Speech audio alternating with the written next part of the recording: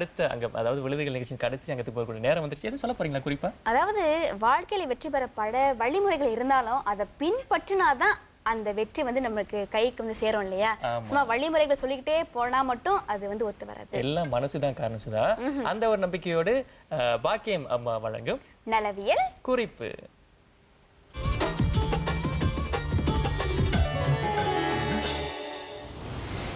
வணக்கம் அன்பர்களே. நம்ம வீட்டில் எவ்வளவுதான் ஆரோக்கியமான ஆகாரங்களை சமைச்சு கொடுத்தாலும் சில சமயங்களில் சில குடும்பங்களில் ஒரு சில பெரியவர்களுக்கு இரத்த கொதிப்பு இருக்கும். அந்த இரத்த கொதிப்பு வர்றது வந்து அவங்களுக்கு டென்ஷன், வேலைப்பழு, அவங்க எண்ணெய் தேய்க்காமல் தலையில் சூடு ஏற விடுறது, தூக்கம் அதிகம் இல்லாதது, இந்த மாதிரி பல கோளாறுகளால் இரத்த கொதிப்பு வரும். அவங்களுக்கு அளந்து பார்த்திங்கன்னா 120க்கு மேலே இருக்கும். சில சமயங்களில் 160 கூடயும் போகும். இதில் முதல் சிம்டம்ஸ், அந்த எனக்கு இரத்த கொதிப்பு இருக்குது அப்படி சொல்லி உள்ளதுக்கு முதல் சிம்டம்ஸ் வந்து லேசாக ஒரு மயக்கம் கொடுக்கும். பித்தம் ஏறுதுன்னு சொல்கிறதுக்கு அடையாளம் அது. அந்த பித்தம் ஏறும்போதே நீங்கள் என்ன செய்யணுன்னா எலுமிச்சை பழத்தை பிழிஞ்சு குடிக்கணும். சிலவங்களுக்கு கேஸ்ட்ரிக் இருந்தால் எலுமிச்சை பழம் ஒத்துக்கொள்ளாது தான். அந்த மாதிரிப்பட்டவங்க கூடயும் சில ஆகாரங்கள் சாப்பிட்ட பிறகு குடிச்சிங்கன்னா, கொஞ்சம் உப்பு போட்டு குடிச்சிங்கன்னா நிச்சயமாகவே அது கேஸ்ட்ரிக் வராமல் இருக்கும். அதே நேரத்தில் மயக்கம் என்று சொல்கிறதுக்கு முதல் மருந்து எலுமிச்சை பழம் தான். ஆரஞ்சு பழம் யூஸ்வலாக சாப்பிட்டே இருந்தீங்கன்னா இந்த மயக்கம்லாம் வரதை கொஞ்சம் தடுக்கலாம். இந்த புளிப்பு பழங்கள் வந்து உங்களுடைய இரத்த கொதிப்பை அடக்கிறதுக்கு ஒரு சக்தி உண்டு.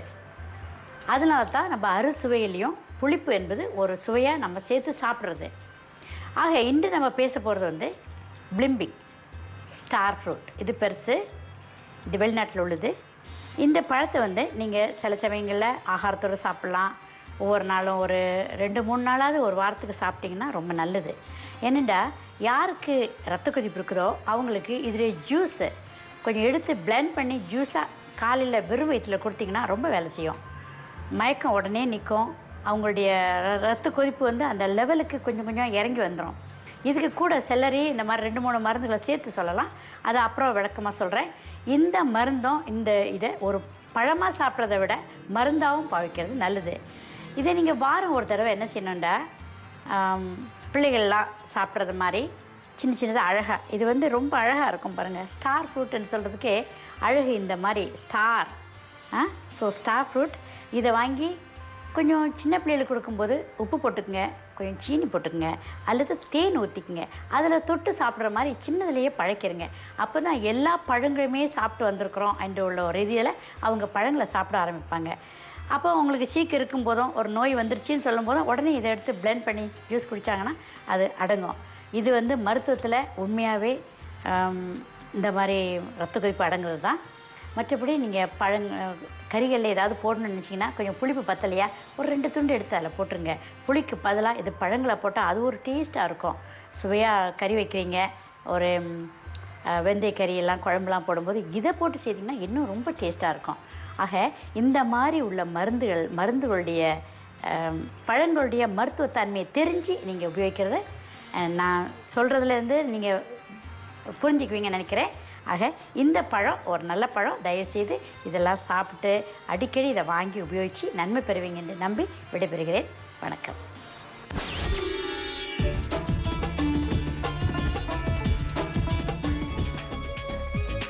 விருதுகளின் 3வது சுற்றின் முதல் நாள் இது. இன்றைய நிகழ்வில் கலந்து கொண்ட உங்கள் அனைவருக்குமே எங்களின் நெஞ்சார்ந்த நன்றி. சுதா, எஸ்பிஎம் அந்த ரிசல்ட் இருக்கு இல்லையா, அது நீங்க எடுக்க போனப்ப எடுத்துட்டீங்க தானே? இல்ல கண்ணா, அடுத்த வருஷம் எடுக்கலாம்னு இருக்கேன். சொல்லுங்க கண்ணா. அந்த நெஞ்சு எப்படி இருந்துச்சு சுதா?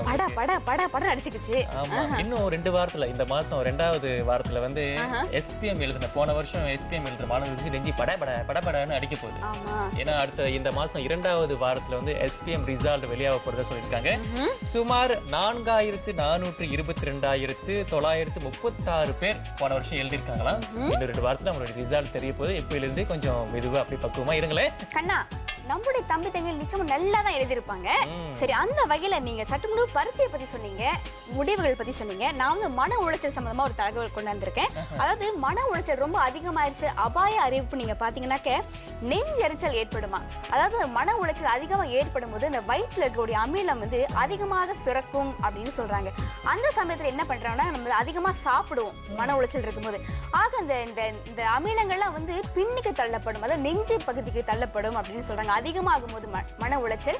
ஆக இப்படி ஆகும்போது என்ன ஆகுனாக்க நெஞ்சு கரிப்பு, நெஞ்செரிச்சல் ஏற்படும். இது வந்து அபாய அறிவிப்பு அப்படின்னு சொல்றாங்க மன உளைச்சலுக்கு. ஆக இதை போக்கி என்ன செய்யலாம்னாக்க ஒவ்வொரு அரை மணி நேரத்துக்கு ஒரு முறை நிச்சயமாக நீர் பருக வேண்டும் அப்படின்னு சொல்றாங்க. முடிந்த வரையில் எண்ணெய் பதார்த்தங்களும் அதாவது கொழுப்பு சம்பந்தப்பட்ட உணவு வகைகளை கண்டிப்பாக தவிர்க்க வேண்டும். ஏன்னா இது வந்து அபாய அறிவிப்பு கொடுத்துட்டாங்க. சரி, நம்மளுடைய அகப்பக்கம் வெப்சைட்டை பார்த்துருவோம், www.s2.com.my. இந்த அகப்பக்க முகவரிக்கு நீங்க போனாலே வந்து விழுதுகள்ன்ற ஒரு அகப்பக்கம் அப்படி அந்த திரை வந்து உங்களுக்கு காட்டி அவங்க போட்டிருக்காங்க. சரி, அங்க போய் உங்களுடைய குறிப்புகளை எழுதி அனுப்பலாம், சுதா கிட்ட பேசலாம், அவங்கள பார்க்கலாம். நிறைய விஷயங்கள் அங்க வந்து காத்துக்கிட்டே இருக்கு. அல்லது visa@s2.com.my என்ற விழுதுகளின் மின் அஞ்சல் முகவரிக்கும் நிச்சயமாக உங்களுடைய கருத்துக்களை தொடர்பு என்னோட அனுப்பி வைங்க. படிக்க நாங்களும் சரி, தயாரிப்பு குழுவும் சரி ரொம்ப ஆவலா காத்துக்கிட்டு இருக்கோம் என்ற நம்பிக்கையில் மீண்டும் சந்திப்போமா நாளைக்கு. ஓகே, நன்றி, வணக்கம்.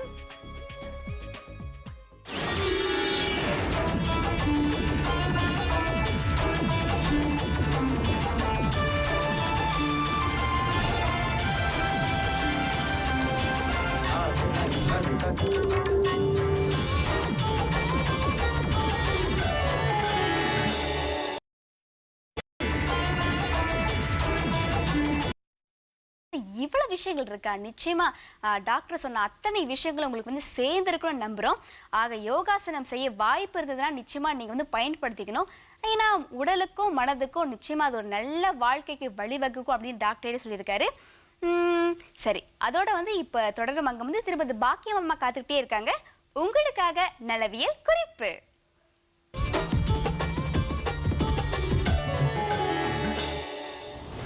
வணக்கம் அன்பர்களே. இன்று வாரம் ஒரு கீரை என்ற ரீதியில் இன்றைக்கி நம்ம பேச போகிறது தவுசு முருங்கீரை. இது தவுசு முருங்கை.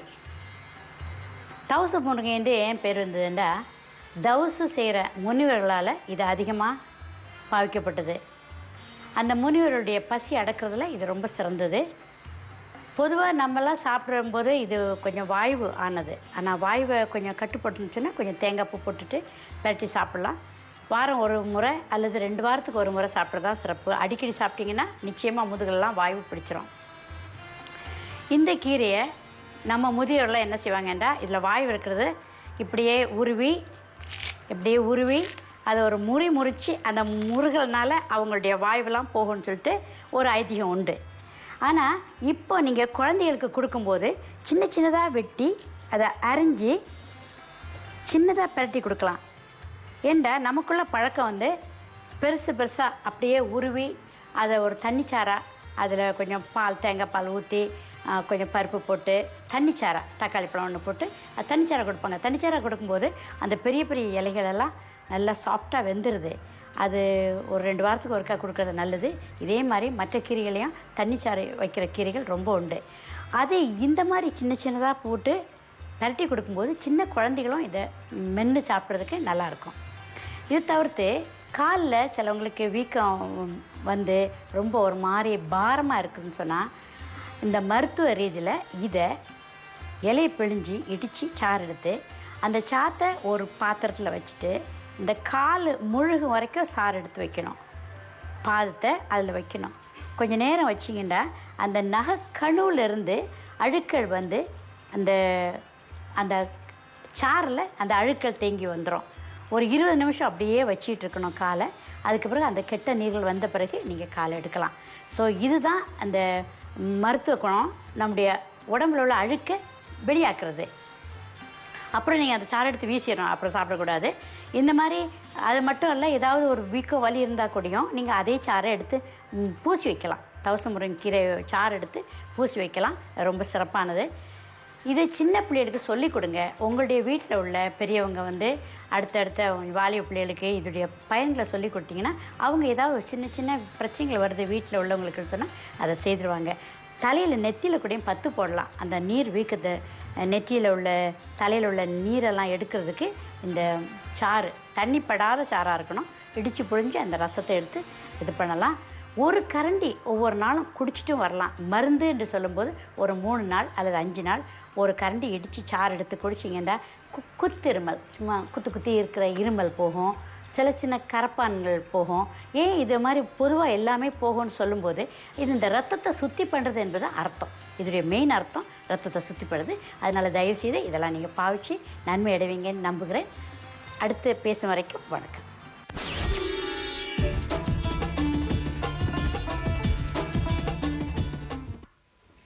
இப்போ உள்ள காலகட்டத்தில் பார்த்தீங்கன்னா நிறைய வந்து எல்லாருக்கும் பிரச்சனை. அதாவது என்ன பிரச்சனைனாக்க அதை வேலையை விட்டு நீக்கிட்டாங்க, அதாவது வந்து வேறு வேலை தேடணும், இந்த மாதிரியான பிரச்சனைகள்லாம் நிறைய இருக்குது. இதுக்கு வந்து முக்கியமான காரணம் என்னன்னாக்கா, அதாவது நம்ம வந்து இதுக்கு வந்து இதுலேருந்து நம்ம வந்து தவிர்த்து கொள்ள முடியாது. அதாவது இந்த வேலை பிரச்சனை, வேலையிலேருந்து நீக்கிட்டாங்க, இந்த மாதிரி பிரச்சனையிலேருந்து நம்ம தவிர்த்து கொள்ள முடியாது. ஆனால் வந்து நம்ம ஒரு விஷயத்தை செய்யலாம். அதாவது நம்ம வந்து அதுக்கு பொருத்தமான, நமக்கு பொருத்தமான அந்த வேலை தேர்வை நம்ம மேற்கொள்ள வேண்டும். வேலை தேர்வு செய்யும் போது சோதி முக்கியமா எந்த நிறுவனத்துக்கு போறோமோ முக்கியமா என்ன செய்யணும்னாக்க அந்த வேலை மனுபாரம் இருக்கு இல்லையா, அதை நீங்க ரொம்ப கச்சிதமா செய்யணுங்க. ஏன்னா நீங்க நிறைய குறிப்புகள், நிறைய வேலைகள், அனுபவங்கள் உங்கள்கிட்ட இருக்கும். அதாவது ரொம்ப விளாவரியா ஒரு 60 பக்கத்துல எழுதாம ஒரு 2 பக்கங்களுக்கு வந்து உங்களுடைய அடக்கத்தை வச்சிருக்கணும். உங்களோட அனுபவங்கள், வேலை அனுபவங்கள்லாம் 2 பக்கத்துக்கு வர மாதிரி நிச்சயமா பார்த்துக்கணும். தவிர ரொம்ப விளாவரையெல்லாம் இருக்கக்கூடாது. ஒரு நிமிடத்துக்குள்ள வந்து உங்களுடைய அந்த வேலை மனு, அந்த பாரத்தை வந்து படிக்கிற மாதிரி நீங்க வந்து எழுதி வச்சுக்கணும். அதோட பார்த்தீங்கன்னா இப்போ வந்து நம்ம வந்து ஒரு துறையில் படிச்சிருக்கலாம். அதாவது உதாரணத்துக்கு வந்து நான் வந்து ஒரு ஐடி துறையில் படிச்சிருக்கேன், கணினி துறையில் படிச்சிருக்கேன்னு வச்சுக்கோங்க. நம்ம வந்து கணினி துறையில் தான் நமக்கு அந்த வேலை தேவை அப்படின்னு நம்ம தேர்ந்தெடுக்காம நமக்கு வந்து எந்த வேலை வாய்ப்பு கிடைக்குதோ அந்த வாய்ப்பை நம்ம பயன்படுத்திக்கலாம். அப்போ வந்து நமக்கு வந்து இந்த வேலையில்லா திண்டாட்டம் வந்து ஒரு பிரச்சனையா இருக்குது. ஏன்னாக்க ஆய்வின் படி பார்த்தீங்கன்னாக்க நம்ம பல பேர்கிட்ட கேட்டிருக்கோம். அதாவது அந்த மனித வள அமைச்சு அந்த மாதிரி விஷயங்கள்ல கூட நம்ம கேட்டிருக்கோம். அவங்க கூட என்ன சொல்றாங்கன்னாக்க, இந்த ஆய்வின் படி பார்த்தீங்கன்னாக்க வேலை வாய்ப்புகள் இல்லாமல் இல்லை, ஆனா வந்து அந்த வேலை வாய்ப்புகள் ஏன் எடுத்துக்கொள்ளப்படலை அப்படின்னு பார்த்தீங்கன்னாக்க எல்லாம் வந்து வேலை வந்து ரொம்ப தேர்ந்தெடுத்து தேர்வு செய்யறாங்க. அதனால தான் வந்து அவங்களுக்கு வந்து அந்த வேலை கிடைக்காம இருக்கு அப்படின்னு அவங்க சொல்லியிருக்காங்க. சரி, இன்னொரு விஷயம் நீங்க பாத்தீங்கன்னா சோதி, அந்த விழிப்புணர்வு இருக்கணும். என்ன வேலைக்கு நம்ம வந்து மனு செய்யறோம், அதாவது நம்ம ஒரு துறைக்கு படிச்சிருக்கலாம், அந்த துறைக்கேற்ப வேலை கிடைக்கணும்னு நினைக்கிறது தப்பான விஷயம் கிடையாது. ஆனா அந்த காலகட்டத்துல கணினி ரொம்ப முக்கியமான அம்சமா இருக்கா, அல்ல தொழில்துறை சம்பந்தமான விஷயங்கள் வந்து அந்த நாட்டுல எந்த விஷயத்துக்கு வந்து முக்கியத்துவம் அதிகமா இருக்கு, எந்த துறைக்கு வேலை வாய்ப்பு அதிகமா இருக்குன்னு பார்த்துக்கிட்டு அந்த மனு தாக்கல் போட்டு நிச்சயமா அந்த வேலை கிடைக்கக்கூடிய வாய்ப்புகள் ரொம்ப பிரகாசமா இருக்கு. ஏன்னா சம்பந்தம் இல்லாத ஒரு துறை நம்ம படிச்சிருப்போம், ஒரு 10 வருஷத்துக்கு மேலே படிச்சிருப்போம், அதே துறைக்கே வேலை செய்யணும் அப்படின்னு கிடைக்கும் போது அந்த காலகட்டத்தில் அந்த தொழில் துறை வந்து ஒரு பிரபலம் இல்லாத ஒரு சூழ்நிலையில வந்து என்னென்ன செய்ய முடியும். ஆக இந்த மாதிரி பட்சத்தில் அந்த வேலை இல்லா திண்டாட்டம் நிறைய ஏற்படுது. அதோட பார்த்தீங்கன்னா இன்னொரு விஷயம் சொல்லுவாங்க, அதாவது மல்டி டாஸ்கிங் அப்படின்னு சொல்லுவாங்க. அந்த மல்டி டாஸ்கிங்னா பல விதமான வேலைகளை செய்யும் முறை. அதாவது நீங்க வந்து ஒரே வேலையில மட்டும் இருக்காம பல விதமான வேலைகளை நீங்கள் செஞ்சுக்கிட்டு இருந்தீங்கன்னா, அதாவது வந்து உதாரணத்துக்கு வந்து நீங்கள் வந்து ஒரு வேலையில் இருக்கீங்க, அங்கே வந்து நிரந்தரமாக வேலை செய்கிறீங்க, ஆனால் வந்து மாலை நேரங்களில் வந்து ஒரு டியூஷன் வகுப்பு ஆரம்பிக்கிறீங்க. அப்போ வந்து இந்த நிரந்தர வேலையில் வந்து ஏதாவது பிரச்சனை உங்களுக்கு ஏற்படும் போது நீங்கள் என்ன பண்ணலான்னாக்க, உங்களுக்கு வந்து ஒரு சாயறதுக்கான ஒரு மடி இருக்கிற மாதிரி அந்த டியூஷன் வகுப்புகள் போன்றவை வந்து உங்களுக்கு உதவி செய்யக்கூடிய வாய்ப்பு இருக்குது. ஒருவேளை அதுலேயே வந்து நீங்கள் வந்து ஒரு முன்னேற்றமான வழியை காணக்கூடிய வாய்ப்புகளும் இருக்குன்னு தான் சொல்லணும். நிச்சயமா. அப்புறம் வந்து ஊடகங்களோட பங்கு நீங்க வந்து நல்லா பயன்படுத்திக்கணும். ஏன்னா வேலை தேர்வு செய்யும் போது எப்படிப்பட்ட வேலைகள் அப்படின்ற ஊடகங்கள்ல இணையதளம் இருக்கு, பத்திரிகை இருக்கு, சஞ்சிகைகள் இருக்கு, இந்த மாதிரி ஊடகங்கள் சம்பந்தப்பட்ட விஷயங்கள்ல தொலைக்காட்சியோட அடிக்கடி காட்டுவாங்க இந்த துறைக்கு வேலைக்கு வந்து ஆள் தேவை அப்படின்னு. ஆக இந்த மாதிரி ஊடகங்களோட அர்ப்பணிப்பு வந்து உங்களுக்கு எப்பொழுதுமே இருக்கணும். ஊடகங்களோட அப்படியே ஒரு இணைப்பிரியாத உறவை வச்சுட்டு இருந்தாதான் எந்த சமயத்தில் எப்படிப்பட்ட வேலைக்கு வந்து ஆழ்வு தேர்வு அப்படின்னு உங்களுக்கு நல்லா விளக்கமா தெரியும். அதோட பார்த்தீங்கன்னா இப்போ வந்து நாம வந்து பெரும்பாலானவங்க, அதாவது நம்ம வந்து படிக்கும் போதே நினைச்சு பார்ப்பாங்க, அதாவது இப்போ வந்து எந்த துறை வந்து ரொம்ப அதிகமா இவங்க வந்து படிக்கிறாங்க அந்த துறையில தான் எல்லாரும் போய் படிப்பாங்க. ஆனா நம்ம என்ன பண்ணலாம்னா கொஞ்சம் வித்தியாசமான துறைகள்னு நம்ம படிப்பை மேற்கொள்ள முயற்சி செய்யலாம். உதாரணத்துக்கு பார்த்தீங்கன்னாக்கா இப்போ வந்து உயிரியல் தொழில்நுட்பம் தொழில்நுட்பம், அதாவது பயோடெக்னாலஜி அப்படின்லாம் சொல்கிறாங்க இல்லையா, இந்த மாதிரியான துறைகளில் வந்து இப்போ வந்து வாய்ப்பு இல்லாத மாதிரி இருக்கலாம். அதாவது அது வந்து பெரிய முன்னேற்றகரமான துறையாக இல்லாமல் இருக்கான். ஆனால் வந்து ஒரு 10 வருஷம் கழிச்சோ இல்லை ஒரு 5 வருஷம் கழிச்சோ அந்த துறையில் வந்து என்ன மாதிரியான வாய்ப்புகள் இருக்குது, அந்த மாதிரியான விஷயங்களை நம்ம ஆராய்ஞ்சு பார்த்தோம்னா நிச்சயமாக அது வந்து ஒரு பெரிய வாய்ப்பாக இருக்குது. உதாரணத்துக்கு வந்து ஒரு 10 வருஷத்துக்கு முன்னாடி இந்த பயோடெக்னாலஜி இல்லாட்டி இந்த உயிரியல் தொழில்நுட்பம் அப்படிங்கிற ஒரு துறை வந்து பிரபலம் இல்லாத துறையாக இருந்துச்சு. ஆனால் அந்த துறையில் படிப்பை மேற்கொண்டவங்க வந்து இப்போ வந்து ஒரு நல்ல நிலையில் இருக்காங்க அப்படிங்கிறது உண்மை. அதாவது வேலை வாய்ப்பு சொல்லும் போது சோதி, படிப்பு ஒண்ணு இருக்கு, அனுபவம் ஒண்ணு இருக்கு. ஆனா இதனை தவிர்த்து புறப்பாட நடவடிக்கைகள் நீங்க வந்து அதிகமான ஈடுபாடு வச்சிருந்தீங்கன்னா, பள்ளியில படிக்கக்கூடிய காலத்துல கழகமோ அல்லது விளையாட்டுத் துறையில் நீங்க இருந்தீங்கன்னா உங்களுக்கு எந்த வித வேலையும் கிடைக்க வந்து ரொம்ப சுலபமா இருக்கு அப்படின்னு சொல்றாங்க. ஆக தம்பி தங்கைகளே, புறப்பாட நடவடிக்கையில் ஈடுபடுவதை நீங்க தவிர்க்கவே கூடாது, பயன்படுத்திங்க.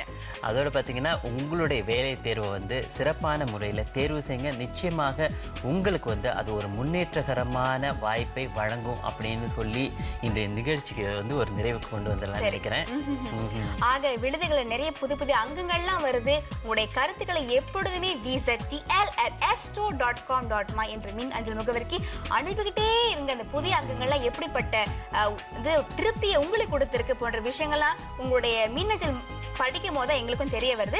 ஆக தொடர்ந்து உங்களுடைய ஆதரவை எங்களுக்கு வழங்கிக்கிட்டே இருக்குமாறு அன்போடு கேட்டுக்கொள்கிறோம். அதோட வந்து நீங்கள் எங்களோட தொடர்பு கொள்ளணும்னு விரும்புனீங்கன்னா மற்றொரு வாய்ப்பு உங்களுக்கு இருக்குது. அதாவது www.astro.com.my ஸ்ட்ரோக் விழுதுகள் அப்படிங்கிற எங்களுடைய இணையதளத்துக்கு நீங்கள் போனீங்கன்னா அதில் விழுதுகள் பற்றிய பல விவரங்களை நீங்கள் பார்க்கலாம். அதாவது நீங்கள் வந்து சில அதாவது வீட்டு அதாவது நலவியல் குறிப்பு இல்லாட்டி என்னது செய்வோம் உடற்பயிற்சி அங்கங்களை வந்து நீங்கள் மிஸ் பண்ணியிருந்தீங்கன்னா அதில் கூட நீங்கள் பார்க்கலாம். இந்த மாதிரியான பல விஷயங்கள் இருக்கு. நீங்கள் நிச்சயமாக எங்களுடைய இணையதளத்தை சென்று காணுங்கள். அதில் வந்து நீங்கள் எங்களோட தொடர்பு கொண்டு பேசலாம். சோதி, ஒரு சின்ன குறிப்பு எடுத்து வந்துங்க சோதி. இந்த சர்க்கரை நோயாளிகள்லாம் இருக்காங்க இல்லையா, அவர்களுக்கு வந்து என்ன செய்யறாங்க, இந்த பிஞ்சு முட்டை கோஸ் இருக்கு, அதை சாப்பிடணும் அப்படின்னு சொல்லியிருக்காங்க. ஏன்னாக்க இதை சாப்பிட்டா வந்து இந்த சர்க்கரை நோயை ஏற்படும் இந்த உடல் உறுப்பு பாதிப்பை வந்து தவிர்க்கலாமா. ஆக முடிஞ்சவரை இன்னைக்கே சந்தைக்கு போயிட்டு இந்த பிஞ்சு முட்டைக்கோஸ் இருந்தா வாங்கி சாப்பிட்டு பாருங்க. சரி, அந்த கருத்துக்களுடன் அன்புடன் விடைபெற்றுக் கொள்வது நான் சோதிராஜன் பரஞ்சோதி. நான் ஜெயசுதா ஸ்ரீரங்கன். மீண்டும் சந்திப்போம். நன்றி, வணக்கம்.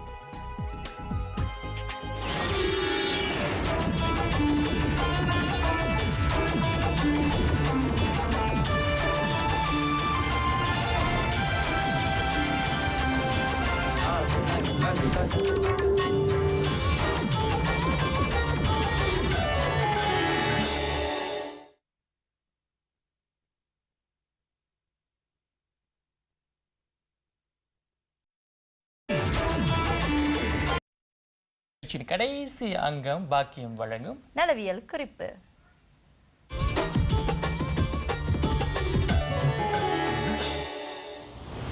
வணக்கம் அன்பர்களே. இன்று வாரம் ஒரு பூ என்ற ரீதியில் இன்றைக்கி ஆவாரம் பூ பேச போகிறோம். இது நீங்கள் பார்த்துருப்பீங்க, எல்லா ரோடெல்லாம் வச்சு இந்த அரசாங்கம் அழகுபடுத்துது நம்ம நாட்டை, நம்ம ரோடுகளெல்லாம். இந்த ஆவாரம் பூவில் பல ஸ்பீஷீஸ் இருக்குது, 20 விதமான தினசுகள் இருக்குது. ஒவ்வொன்றுக்கும் ஒரு சக்திகள் இருக்குது.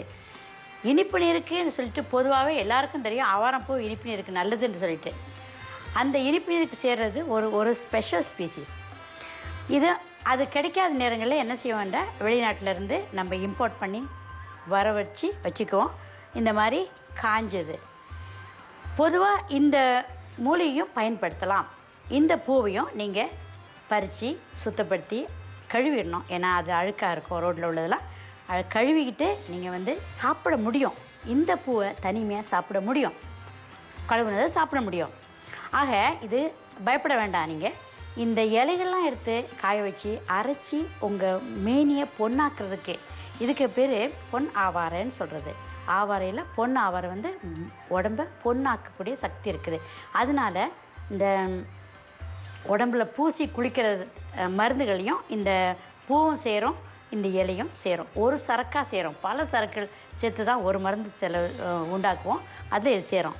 இந்த ஆவாரம் பூவை என்ன செய்யலாம்னு சொன்னால், இந்த மாதிரி காய வச்சு ஆவாரம் டீ, ஆவாரம் பூவை இதுக்கு கூட கொஞ்சம் பித்தம் குறைக்கிறது மாதிரி சீரகம், கொஞ்சம் ஏலக்காய், இந்த மாதிரிலாம் போட்டு நீங்கள் அரைச்சி இந்த மாதிரி தூளாக்கி, ஓரளவு தூளாக்கி இதை வேக வச்சு குடிக்கலாம். இது என்ன நன்மை செய்யுதுனாங்க, மூத்திர பையில் உள்ள அடைப்பெல்லாம் குறைக்குது.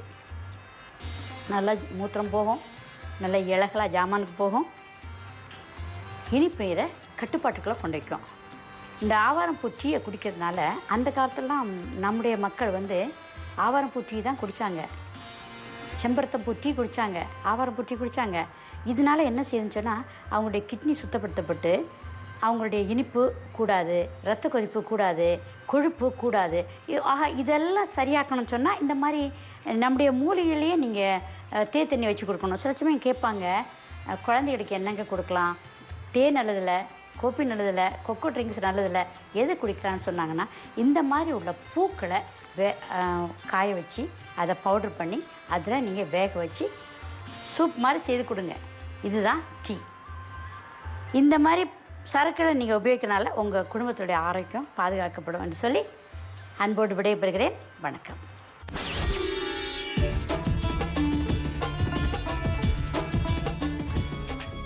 இந்த நிகழ்ச்சியில் பங்கெடுத்த அனைவருக்கும் ஒட்டுமொத்தமாக நன்றி நன்றி நன்றி நன்றி. பாக்கியம் மாமா எழுதின குறிப்பை நீங்க எழுதிக்கிட்டீங்கன்னா அப்படி எழுதாட்டி என்ன பண்ணலாம்? நம்முடைய அகப்பக்கத்துக்கு போகலாம், அதாவது வெப்சைட் அங்க போகலாம். அந்த வெப்சைட் எப்படின்னு கொஞ்சம் சொல்லுங்க பார்ப்போம். www.astro.com.my அப்படியே ஒரு ஸ்லாஷ் போட்டுக்கோங்க. போட்டுட்டு விழுதுகள் அப்படின்னு நீங்க டைப் பண்ணுங்க. அப்படி இல்லாட்டி அந்த ஆஸ்ட்ரோ வெப்சைட் கூட நீங்க போயிட்டு அங்க விழுதுகள் லிங்க் நீங்க பாத்தீங்கன்னாக்கா இப்ப திரையில கூட அந்த முகவரி தெரிஞ்சுக்கிட்டே இருக்கும் உங்களுக்கு. அது வந்து நீங்க அங்க போனீங்கன்னா அங்க வந்து பாக்கியம் அவங்களுடைய குறிப்புகள்லாம் அங்க இருக்கும். அங்க போனா அவங்க மட்டும் இல்ல, சராவுடைய குறிப்புகள், சரி, அப்புறம் மற்ற நிகழ்ச்சிகள் என்னென்ன வரப்போகுது, எந்த மாதிரி தலைப்புகள் நீங்க கொடுக்கலாம் அப்படின்னு நம்ம வந்து அங்க பேசலாம். ஆமா, அதாவது நிறைய நிகழ்வுகள் வந்து மக்கள் பங்கெடுக்கிற மாதிரி நிகழ்ச்சிகளும் சில ஏற்பாடு செய்யறதுக்கு நாங்க திட்டங்கள் நிறைய வச்சிருக்கோம். நீங்க இந்த வெப்சைட்டை பார்த்துக்கிட்டே இருந்தா தான் உங்களுக்கு நிறைய இன்ஃபர்மேஷன், நிறைய தகவல்கள் வந்து உங்களுக்கு வந்து கிடைக்கும் இல்லையா? ஆமா, நமக்கு வந்து நிறைய மெம்பர்ஸ், நிறைய உறுப்பினர்கள் தேவைப்பட்டுக்கிட்டே இருக்கு. எவ்வளவு சீக்கிரம் முடியுமோ அவ்வளவு சீக்கிரம் போய் நீங்க வந்து ரெஜிஸ்டர் பண்ணிக்கிட்டீங்கன்னா உங்களுக்கு நல்லது, எங்களுக்கு நல்லது, எல்லாருக்கும் நல்லது. சரி கடா, நீங்க அது சொன்ன ஒரு விஷயத்தை வந்து நான் கொஞ்சம் ஹைலைட் பண்ணலான்னு இருக்கேன். மறுபடியும் நீங்க சொல்லியிருந்தீங்களா, அதாவது வெளிநாட்டுக்கு பயணம் மேற்கொள்ளும் போது உங்களோட பாஸ்போர்ட், அதாவது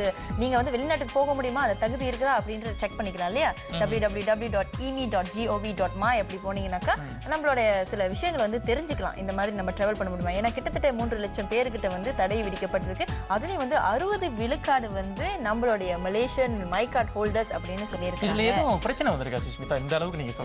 ஆமா, ஏன்னாக்கா அவங்களுடைய அந்த ஐசி நம்பரே வந்து அவங்க பாஸ்போர்ட்ல ஒண்ணு இருக்கும், அப்புறம் ஐசி நம்பர் ஒண்ணு. அது அவங்க பயணம் மேற்கொள்ளும் போது தான் அவங்களுக்கே தெரிஞ்சிருக்கு ஐசி நம்பர் தப்பா இருக்குது அப்படின்ட்டு. அங்க கீன் பண்ணி பார்க்கும்போது இவங்க வந்து எங்களோட பயணம் வந்து தடை விதிக்கப்பட்டது அப்படின்னு சொல்லிட்டாங்க. அது எவ்வளவு ஒரு சர்ச்சைக்குரிய, குடும்பமே போகும்போது அவங்க ஒண்டி போக முடியலனாக்கா என்ன மாதிரியான பிரச்சனைகள் அவங்க எதிர்நோக்கி இருந்திருப்பாங்க. சரி, பிரச்சனைகளை தவிர்க்கணும்னா மறுபடியும் அந்த கவனம் குறைவு இருக்கக்கூடாது. www.eme.gov.my அந்த சிந்தனையோடு இப்போதைக்கு விடைபெற்றுக் கொள்கின்றோம். நான் சுஷ்மிதா முருகன், நான் கண்ணாசி மதன். மீண்டும் சந்திப்போம். நன்றி, வணக்கம்.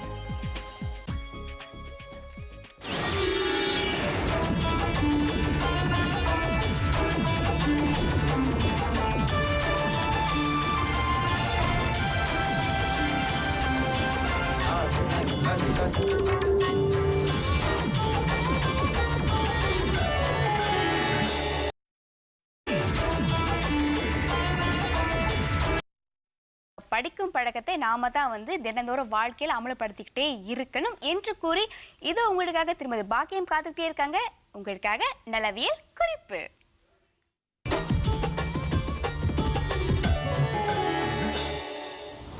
வணக்கம் அன்பர்களே.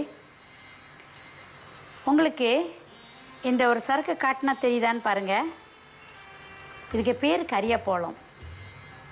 இந்த கரியப்போளத்தை குமரியிலேருந்து எடுக்கிறோம். குமரி என்றால் சோத்து கத்தாழை. அந்த குமரி பற்றி தனியாக ஒரு நாள் நான் பேசுகிறேன். அந்த சோத்து கத்தாழையிலேருந்து எடுக்கிற கம்மு தான் இது, பிசின் மாதிரி உள்ளது. இதுக்கு பேர் கரியாப்போளம். கரியாப்போளம்ன்றா பெரியவங்களுக்கெல்லாம் தெரியும். சின்ன பிள்ளைங்க வந்து நடந்து எங்கேயாவது ஓடி வந்துட்டாங்கண்டா, இங்கே வீக்கம் வந்துருச்சுது, அடிபட்டுருச்சுது, உடனே கரியாப்பழத்தை எடுத்து பத்து போட்டுருவாங்க. எப்படி பத்து போடுறதுன்னு சொல்லி கொடுக்குறேன். கொஞ்சம் எடுத்துக்கங்க, இந்த அளவுக்கு எடுத்துக்கங்க. எடுத்துட்டு இடித்து பவுட்ரு பண்ணணும். நல்லா பவுட்ரு ஆக்கிட்டு அதுக்கு கூட கொஞ்சம் ஒரு அளவாக தண்ணி ஊற்றி சூடு காட்டுங்க.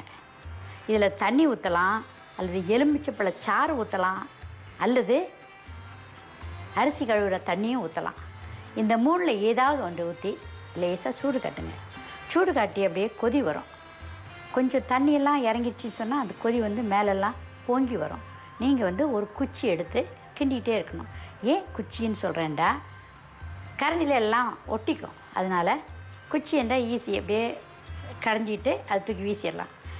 ஒரு பதம் வரும், கொஞ்சம் திக்காகி அது ஒட்டுறது மாதிரி வரும்போது அதை எடுத்து கொஞ்சம் ஆற வச்சு, ரொம்ப கொதிக்க எடுத்துடாதுங்க, கையை வச்சு எடுத்து, அப்போ தான் அந்த பதம் தெரியும். எந்த இடத்துல பிள்ளைகளுக்கோ எங்கேயோ வீக்கம் இருக்குதோ அதை எடுத்து நல்லா பத்து போடணும். லேசாக பத்து போட்டு அப்படியே விட்டுறலாம். அதுக்கு மேலே துணிகணிலாம் ஒன்றும் கட்ட வேண்டாம். இதை எடுத்து அப்படியே பத்து போட்டு விட்டுருங்க. அந்த இடத்துல உள்ள வீக்கம், வலி, அப்படியே ஏதாவது உள்ளுக்கு அடிபட்டு ஏதாவது செய்திருந்துன்னு சொன்னால் கூட இது செய்திங்கன்னா அடுத்த நாள் காலையில் அதை எடுத்து கழுவி விட்டுடலாம். உங்களுக்கு அந்த வீக்கம், வலி, கடுப்பு எல்லாமே குறைஞ்சிரும். அவ்வளோ சிறப்பான மூலிகை இந்த கரியாப்பழம். இந்த கரியாப்பழத்தை ஒவ்வொருத்தரும் ஒவ்வொரு வீட்லேயும் கொஞ்சம் கொஞ்சம் வாங்கி வைங்க. ஏன்டா இது எல்லா கடையிலையும் இப்போ கிடைக்குது. சரக்கு, மருந்து சரக்கெல்லாம் சொல்ல ஆரம்பித்த உடனே எல்லாருமே மருந்து சரக்கில் ஆர்வம் காட்டுறாங்க. இந்த மருந்து உங்கள் வீட்டில் எப்போவுமே வச்சுருக்கணும். ஏன்னா நமக்கு தெரியாது எப்போ விழுகிறோம், எப்போ அடிபடுறோம், எப்போ அந்த முட்டியெல்லாம் கொஞ்சம் பெசுதுன்னு தெரியாது. அந்த நேரத்துலலாம் இது வந்து ஒரு தெய்வாமிர்த மருந்தாக உங்களுக்கு பாவிக்கிறதுக்கு ரொம்ப உபயோகமாக இருக்கும். ஆக இந்த மருந்து ஒரு பார்த்துட்டிங்க. இதிலே இன்னொரு சரக்கு இருக்குது, ரத்தப்பழம் என்பது. அது அவ்வளோவா பாவிக்கிறது இல்லை. அதனால் இந்த கரியப்பழத்தை பற்றி நீங்கள் நல்லா தெரிஞ்சுக்கிட்டீங்க. இது தயவுசெய்து உங்களுடைய அன்றாட வாழ்க்கையில் பாவிக்கிறதுக்காக அந்த 5.5 பெட்டில் ஒன்றில் வச்சுக்கோங்க. இது மற்றபடி மருந்தாகவும் செய்து கொடுப்போம் நாங்கள். மாதவிடாய் பிரச்சனைகளுக்கெல்லாம் இதில் ஒரு ரொம்ப அளவு குறைவாக அந்த ப்ரொப்போர்ஷன் படி சேர்த்து மருந்துகளை செய்கிறது உண்டு. எல்லா மருந்துகளையும் இதுவும் செய்கிறோம். இந்த கர்ப்பப்பையில் பிரச்சனைகள், கட்டிகள், அது இதெல்லாம் கரையிறதுக்கெல்லாம் இது ரொம்ப உத்தமமான மருந்து. அதை வைத்தியர்கள்ட்ட கேட்டுக்கலாம் என்று கூறி உங்கள்கிட்டருந்து விடைபெறுகிறேன். வணக்கம்.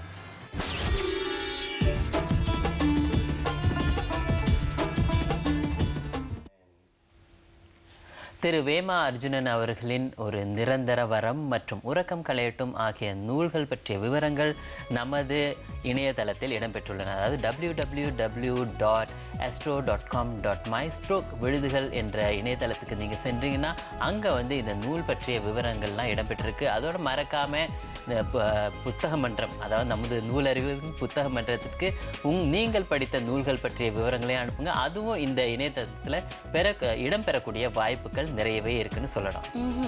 ஆக இன்றைய விழுதுகள் நிகழ்ச்சியை கலந்து கொண்ட உங்கள் அனைவருக்குமே எங்களின் மனமார்ந்த நன்றி எப்பொழுதுமே இருக்குங்க. உங்களுடைய ஆதரவும் ஒத்துழைப்பும் வந்து எப்பொழுதும் எங்களுக்கு இருக்கணும்னு நாங்களும் ரொம்ப ஆசைப்படுறோம். சோதி, ஒரு சின்ன குறிப்பு இருக்கு. அதாவது மன அழுத்தத்துக்கு அபாய அறிவிப்புல இன்னொரு அறிகுறி என்னன்னு பாத்தீங்கன்னா கை வந்து ரொம்ப நடுங்குமா சோதி. ஆக இந்த மாதிரி ரொம்ப கை நடுங்குச்சுன்னா தன்னால காரணம் இல்லாம உங்களுக்கு மன அழுத்தம் வந்து ரொம்ப அபாய நிலையில இருக்குன்னு அர்த்தம். ஆக நீங்க வந்து உடனடி என்ன செய்யணும்னாக்கா மருத்துவரை போய் பாக்குறது தான் சிறந்த வழி அப்படின்னு சொல்றாங்க. ஆக மன அழுத்தம் முடிந்த வரையில் ஏற்படாமல் இருக்க பார்த்துக்குவோம். அப்படி அபாய அறிகுறிகள் தென்பட்டதுன்னா நிச்சயமா அதுக்கான சிகிச்சையும் மேற்கொள்ள நீங்க தவறக்கூடாது. அதோட நேர்களே, உங்களுக்கு பிடிச்ச எழுத்தாளர்களோட நீங்க தொடர்பு கொள்ளணும்னாலும் நமது இணையதளத்துக்கு சென்றீங்கன்னா அங்க வந்து உங்களுக்கு பிடித்த எழுத்தாளர் பற்றிய குறிப்புகள் எழுதுங்க. அவரை உங்களுடன் தொடர்பு படுத்த நாங்கள் முயற்சி செய்வோம். இல்லாட்டி bztl@astro.com.my என்ற மின்னஞ்சல் முகவரிக்கும் உங்களுடைய கருத்துக்களை நீங்கள் தாராளமாக அனுப்பலாம். குறைகளா இருந்தா நிச்சயமா நிவர்த்தி செய்ய நாங்க பார்ப்போம். நிறைகளா இருந்தா மிக்க மிக்க சந்தோஷம். ஏன்னா நீங்க ஆதரவு வழங்குவதே எதுல பாத்தீங்கன்னா இந்த மின் அஞ்சல் அதுக்கு அனுப்பக்கூடிய கடிதங்கள் தான். ஆக தொடர்ந்து அனுப்பிக்கிட்டே இருங்க. எப்பொழுதுமே விழுதுகள் நிகழ்ச்சிக்கு உங்களுடைய ஆதரவு எப்பொழுதுமே வேண்டும் என்று கூறிக்கொண்டு அன்புடன் விடைபெற்றுக் கொள்வது நான் ஜெயசுதா ஸ்ரீரங்கன். நான் சோதிராஜன் பரஞ்சோதி. மீண்டும் சந்திப்போம். நன்றி, வணக்கம்.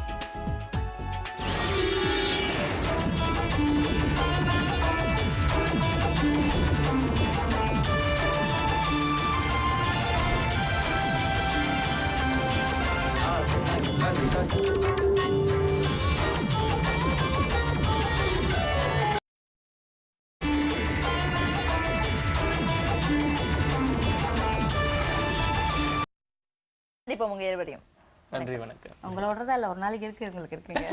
சரிங்கம்மா. பாக்கியம் அம்மா வழங்கும் உங்களுக்காக நலவியல் குறிப்பு.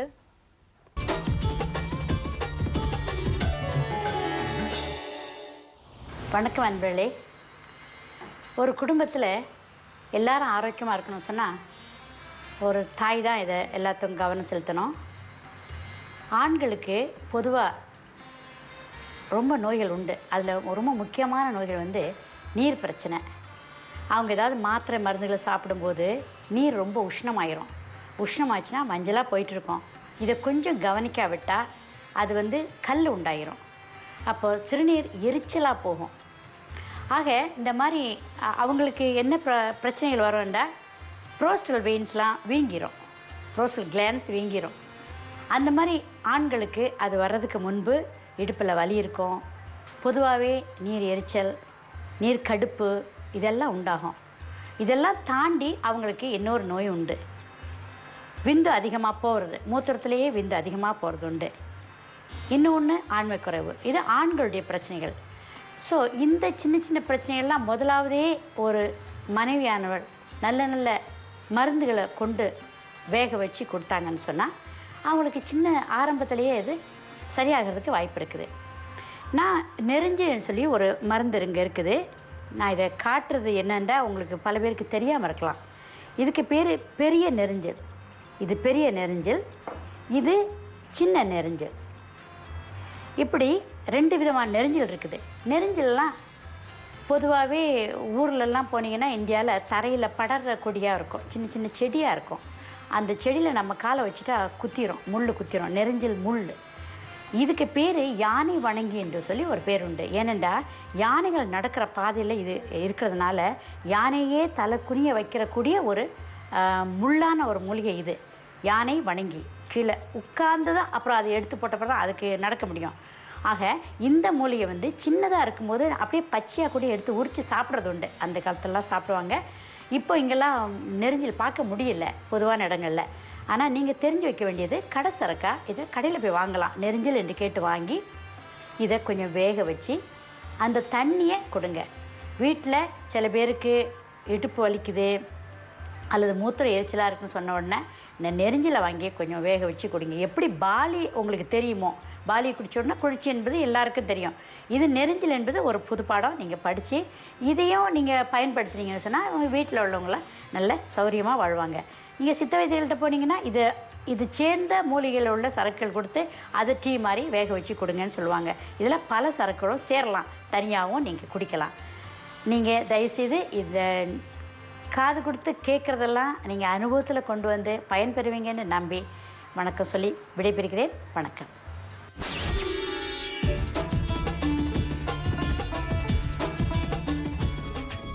முற்றிலும் உண்மை நேர்களே. அவங்க அம்மா பாக்கியம்மா சொல்லியிருந்தாங்க, அதாவது நீங்கள் கேட்டதெல்லாம் வந்து கேட்டது அப்படியே விட்டுறாமல் அது வந்து பயன்படுத்தி சமைச்சு செஞ்சால் தான் அதோடைய மகிமை தெரியும்னு சொல்லியிருந்தாங்க சுஸ்மிதா. ஆமாம், ரொம்ப அழகாக சொல்லியிருந்தாங்க. அது மட்டும் இல்லாமல் இன்னைக்கு வந்து வெள்ளிக்கிழமை இல்லையா, வெள்ளிக்கிழமையில ஒரு சிறப்பான இந்த அங்கத்தை நீங்கள் வந்து பார்த்துருப்பீங்க. அதாவது நீங்களும் பேசலாம் அப்படின்ட்டு நீங்களும் எங்களோடு வந்து பங்கெடுக்கலாம். மறுபடியும் நம்ம சொல்லிடுறோம் கண்ணா, www.astro.com.my என்ற இந்த முகவரிக்கு நீங்கள் போனீங்கன்னாக்கா விருதுகள் இருக்கும். அங்கே போனீங்கன்னாக்கா எப்படி இந்த அங்கத்துக்கு பங்கெடுக்கலான்ற விஷயங்கள், அதாவது முக்கியமாக உங்களோட ஃபோன் நம்பர், உங்களோட பேர் எழுதிட்டீங்கன்னாக்கா நாங்கள் உங்களை அழைத்து பேசுறதுக்கு இன்னும் வசதியாக இருக்கும். அது மட்டும் இல்லை, இந்த அங்கத்துக்கு மட்டும் தான் நீங்கள் வரணும்ட்டு இல்லை, மற்ற அங்கங்கள் எதுவும் புதிய அங்கங்களை வந்து இவங்க பேசலாமே, இவங்க இந்த தலைப்பு கொடுக்கலாமே, இப்படி பேசலாமே, இப்படி நீங்கள் அங்கே போயிட்டு விழுதுகள் புத்தக மன்றம் அந்த இடம் கூட இருக்கு, அந்த அங்கம் கூட இருக்கு. அங்கே கூட நீங்கள் வந்து உங்களை வந்து ரெஜிஸ்டர் பண்ணிக்கலாம்.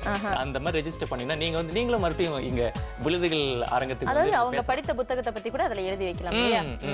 அவங்களுக்கு படித்த புத்தகம், பிடிச்ச புத்தகம், யாரு பிடிச்ச எழுத்தாளர், இந்த மாதிரி அந்த புத்தகம் சம்பந்தப்பட்ட விஷயங்கள் வந்து அவங்க வந்து வைக்கலாம். குறிப்பா பள்ளி மாணவர்கள் வாசிப்பு பழக்கத்தை ஊக்குவிக்கும் வகையில அவங்களும் வந்து தங்களுடைய கருத்துக்களை வெளிப்படுத்தலாம். கண்டிப்பாக, அதாவது வாசிக்கிற அந்த பழக்கம் இருந்துச்சுன்னு சொன்னாக்கா நிச்சயமா ஜீனியஸா கூட ஆகலாம் அப்படின்ட்டு ஒரு இது சொல்லி இருக்குது.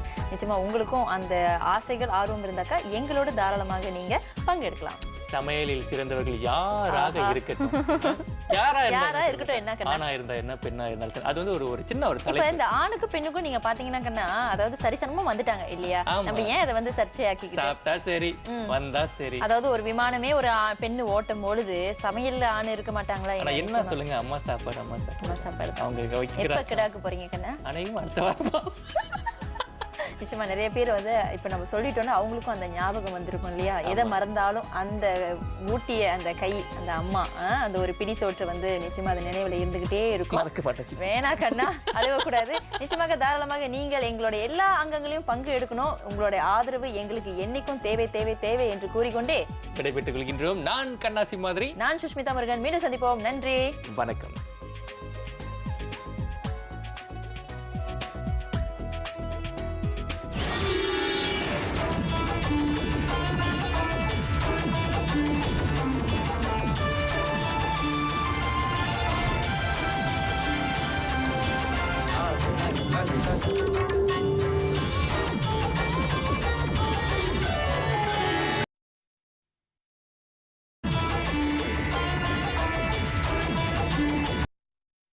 சோதி பாக்கியம் மாமா காத்துக்கிட்டே இருக்காங்க உங்களுக்காக நலவியல் குறிப்பு.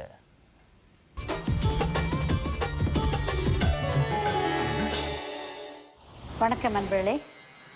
வாரம் ஒரு பழம் என்ற ரீதியில் இன்றைக்கி மங்குஸ்தீன் பழத்தை பற்றி பேச போகிறோம். மங்குஸ்தீன் பழம் உங்களுக்கு தெரிஞ்சது தான். இது வந்து எப்போவும் நீங்கள் நினச்சிங்கன்னா கிடைக்காது. டொரியான் பழமும் மங்குஸ்தீன் பழமும் சேர்ந்து தான் வரும் பொதுவாகவே. ஏன் அந்த மாதிரி வருது என்று சொன்னாலே கடவுள் படைச்சிருக்குது அந்த மாதிரி. டொரியானுடைய சூட்டை குறைக்கிறது மங்குஸ்தீன். அப்போ மங்குஸ்தீனுக்கு அவ்வளோ ஒரு குளிர்ச்சி கொடுக்குற தன்மை இருக்குது. அந்த மங்குஸ்தீன் பழம் எப்பவும் கிடைக்காது. அதனால் கிடைக்கிற காலங்களில் மங்குஸ்தீன் பழங்களை உள்ளே சாப்பிடுங்க. அதை ரொம்ப மருந்து சக்தி இருக்குது. அது தோல்களை வீசக்கூடாது. வீசாமல் இந்த மாதிரி காய வச்சுக்கோங்க. பெருசாக எடுத்து சின்ன சின்னதாக வெட்டி அந்த நேரத்துலையே வெட்டினா தான் இந்த மாதிரி வரும். காஞ்சிச்சுன்னா வெட்டுறது ரொம்ப கஷ்டம். அது இளமையாக நல்லா பச்சை தன்மை இருக்கும்போதே ஈரப்பசை இருக்கும்போது சின்ன சின்னதாக வெட்டி நறுக்கி இந்த மாதிரி வச்சுக்கோங்க. ஒரு பாட்டிலில் போட்டு உங்களுடைய மருந்து சரக்கு, உங்களுடைய சுக்கு மிளகு, திப்பிலி, கொத்தமல்லி இதுக்கு கூட போட்டு இதை வச்சுக்கோங்க. ஒரு பாட்டிலில் போட்டு வச்சுக்கோங்க. உங்கள் குடும்பத்தில் சில நோய்கள் உண்டாகும். உங்கள் குடும்பத்தார்களுக்கு சில பேர் வந்து அதிகமாக நண்டு, ஊடான், கோழி இந்த மாதிரி சூடான சாமான்களையும் சாப்பிடுவாங்க. அப்படியே அவங்க சைவமாக இருந்தால் கூட சிலருக்கு உடல் வாகு சூடாக இருந்தால் அவங்களுக்கு மூளைச்சூடு உண்டாகும். மூளைச்சூட்டுக்காரங்களை பார்த்தீங்கன்னா அடிக்கடி கோவம், சுருக்கு சுருக்குன்னு கோவம் வரும். அந்த மாதிரி கோவம் வரவங்கக்கிட்ட நீங்கள் வந்து கேட்டு அறியலாம். ஜாமானுக்கு ஒழுங்காக போகுதா, மலம்லாம் ஆய்வுபடுத்தி நல்லா போகுதா, ஒவ்வொரு நாளும் சரியாக மலம் கழியலன்னு சொன்னால் அவங்களுக்கு வந்து மூளைச்சூடு இருக்குதுன்னு அர்த்தம். அந்த மாதிரி மூளை இருக்கிறவங்களுக்கு இந்த தோல் எடுத்து இடித்து பவுடர் பண்ணி கொஞ்சம் எடுத்து அவங்க சாப்பிட்டாங்கன்னா அந்த தோற்பு சத்துக்கு அந்த மூலாதாரம் குளிர்ச்சியாகி கொஞ்சம் மூலம் குறையும். இதை தவிர்த்து அவங்க அந்த பச்சையாக இருக்கும்போது அதை இடித்து சாறு எடுத்து கொடுத்திங்கன்னா ரத்த விருத்தி இல்லாதவங்களுக்கு ரத்தமும் உண்டாகும். ஏன்னா அது வந்து சிவப்பு அணுக்களை உற்பத்தி பண்ணுற சிகப்பாக இருக்கிறதுனால, சிவப்பாக இருக்கிற எல்லாமே அதில் ரத்த விருத்தி செய்யக்கூடிய சக்தி இருக்குது. ஸோ இதை பச்சையாக இடித்து அந்த தோலில் குடிக்கலாம். அப்படி குடிக்கும்போது சில பேருக்கு ஓவராக மாதவிடாய் போகுதுன்னு வச்சுக்கோங்க. அந்த மாதவிடாய் இருக்கிறதுக்குள்ள தன்மை இதோடைய தோலுடைய சக்தி இருக்குது. ஆக நீங்கள் முன்பு சொல்லியிருக்கிறேன், தென்னங்குருத்துக்கு அந்த சக்தி இருக்குது.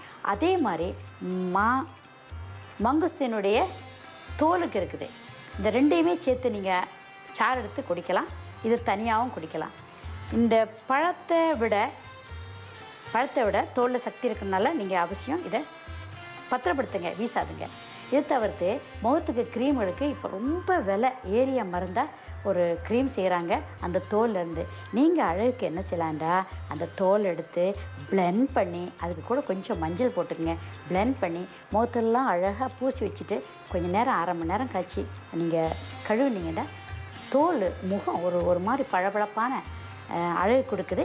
நான் செய்து பார்த்துருக்கிறேன். தயவுசெய்து நீங்கள் எல்லாம் செய்து அதை உபயோகித்து நன்மை பெறுகிறேன் என்று சொல்லி விடைபெறுகிறேன். வணக்கம்.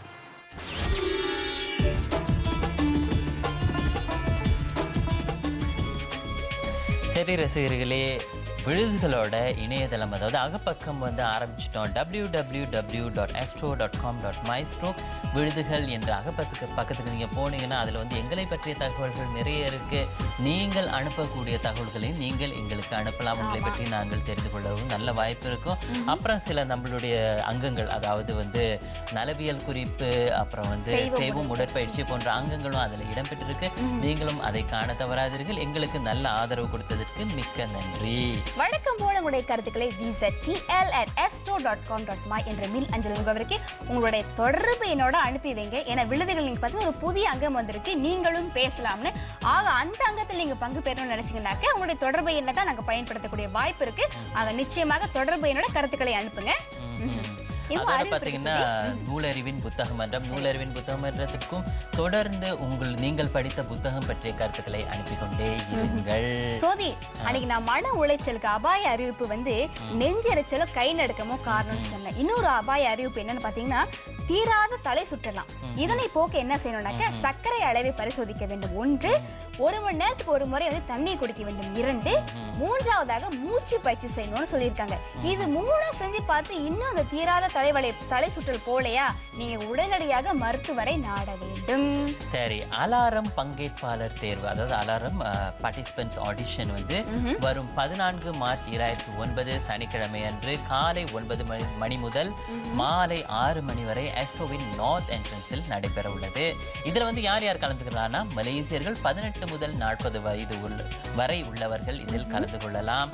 தமிழ் பேச தெரிந்திருக்க வேண்டும், நல்ல பொது அறிவு இருக்க வேண்டும்.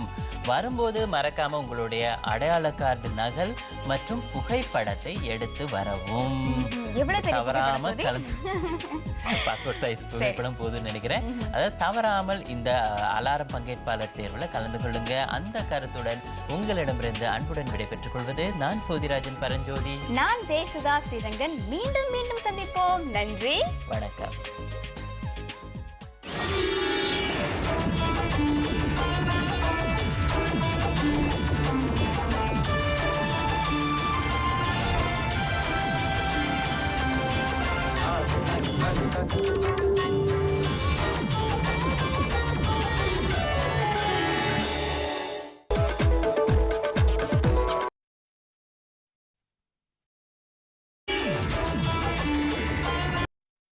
ராகஸ்வரங்களுடைய வெற்றியாளர் நம்ம பார்த்துட்டோம். நிச்சயமா அவங்களுக்கு ஆதரவு கொடுத்து அவங்க குடும்பத்துக்கும் மனமார்ந்த வாழ்த்துக்கள். இப்போ நம்மளுக்காக வைத்தியர் பாக்கியம் காத்துக்கிட்டே இருக்காங்க. உங்களுக்காக நலவியல் குறிப்பு.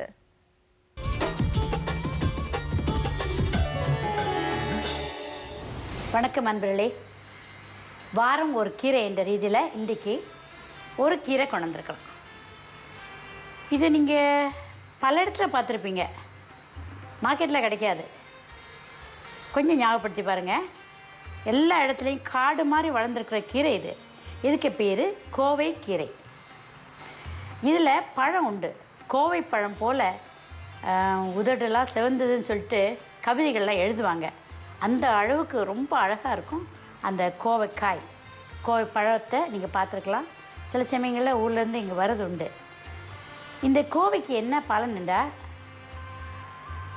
மூளைச்சூட்டுக்காரங்களுக்கு அடிக்கடி மூளைச்சூடு நம்முடைய மருந்துகளில் வருது பாருங்கள். ஆக சூடாக இருந்தால் இந்த கீரையை பாவிக்கலாம். அப்படி இல்லை, திடீர்னு உங்களுக்கு கீரை தேவைப்படுது, உங்களுடைய பக்கம் இருக்குதுன்னு சொன்னால் இதை பறித்து கழுவி நீங்கள் உபயோகிக்கலாம். இப்போ சூப்புக்கெல்லாம் தேவைப்படுதுன்னு வச்சுக்கோங்க. திடீர்னு ஒரு கீரை இல்லை, உங்களுடைய ஃப்ரிட்ஜில் எல்லாம் போச்சு, பட்டுன்னு இதை எடுத்து அழகாக கிள்ளி ஒரு 5-6 இலையை எடுத்து போட்டு ஒரு சூப் வச்சுட்டு போகலாம். ஒரு பச்சையாக இருக்கிறதுக்காக ஒரு கீரைக்கு இதை பழிக்கலாம். ரொம்ப சுவையாக இருக்கும். இதை நீங்கள் சாப்பிட்டு பார்த்தீங்கன்னா. இப்போது இதிலேருந்து கொஞ்சம் எடுத்து சாதாரணமாக இங்கே வச்சு சின்னதாக அரிஞ்சு அதை சாதாரண நம்ம சாப்பிட்ற கீரை மாதிரி உபயோகிக்கலாம். பிரட்டி சாப்பிட்லாம். தேங்காய் பூ போடலாம். தேங்காய் பூ போடாமலும் நல்லா சுவையாக இருக்கும். இதையே கொஞ்சம் கிள்ளி, இது பெருசு இலையாக அந்த மாதிரி கொஞ்சம் எடுத்து லேசாக விளக்கெண்ணெய் ஊற்றி லேசாக வதக்கிக்கிட்டு வாசனை வாயில் வச்சு கட்டிட்டிங்கன்னா அந்த வாசனை வாயில் உள்ள புண்ணுகள் ஜலம் உண்டாகி அது வெளியாகிரும். அதில் உள்ள குறுத்து வெளியாகாமல் ரொம்ப கஷ்டப்பட்டுட்டு இருப்பாங்க. இந்த இறையெல்லாம் நீங்கள் வச்சு கட்டிக்கிட்டு சாதாரணமாக ஒரு சில்வாரை போட்டுக்கலாம். ஆக இதெல்லாம் ரொம்ப மைன்யூட்டாக உள்ள சின்ன கருத்துக்கள் சிலவங்களுக்கு இதெல்லாம் புரியாது, தெரிஞ்சிக்காது. ஆக இதெல்லாம் நீங்கள் நடைமுறையில் பாவீங்க. வாரம் ஒரு தடவை தாராளமாக இதை பரட்டி சாப்பிட்டிங்கன்னா அந்த மூளைச்சூடே வராதுங்க. நல்ல தாராளமாக ஜாமனுக்கு போகும், மலை விருத்தியாகும், உடம்பும் குளிர்ச்சியாகும். இது பொதுவாக கூப்பிட்றதுன்னு சொன்னால் குளிர்ச்சிக்கீரைன்னு வச்சுக்கலாம். பசலைக்கீரை எப்படி குளிர்ச்சியாக இருக்குதோ அதே மாதிரி இந்த கோவைக்கீரையை ஒரு குளிர்ச்சி. இப்போது நீங்கள் கோவையில் இந்த மாதிரி பூவை பார்த்துக்குங்க. சில இதுகளுக்கு பூ இல்லாமல் இருக்கும், பூ இருக்கிறதா இருக்கணும். பூ இருக்கிறது சிலது காய்க்கும், சிலது காய்க்காது. அதில் ஆண் பெண்ணுண்டு 2 இனம் இருக்குது. 2யுமே சாப்பிடலாம். ஆனால் சிலது காட்டுக்கீரை, ரொம்ப கசக்கும், அது சாப்பிட்றது அவ்வளோ சிறப்பு இல்லை. சாதாரணமாக இந்த கீரைகளை சாப்பிட்டு பார்த்தீங்கனாலே உங்களுக்கு சுவை தெரியும். இது சர்வசாதாரணமாக எல்லாரும் பாவிக்கலாம். தயவுசெய்து இந்த கோவைக்கீரையை தெரியாதுன்னு சொல்லாமல் கோவைக்கீரையை நல்லா பார்த்துக்குங்க. இந்த கீரையை எடுத்து கழுவி உங்களுடைய அன்றாட வாழ்க்கையில் தயவுசெய்து உபயோகிக்க வேண்டுமாறு கேட்டுக்கொண்டு முடிக்கிறேன். வணக்கம்.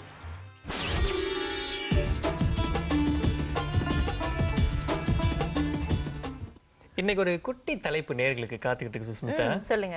குறிப்பா அக்கம் பக்கம் உள்ளவங்களுக்கு. அக்கம் பக்கம் அது எல்லாரும் இருப்பாங்க அக்கம் பக்கம். சரி.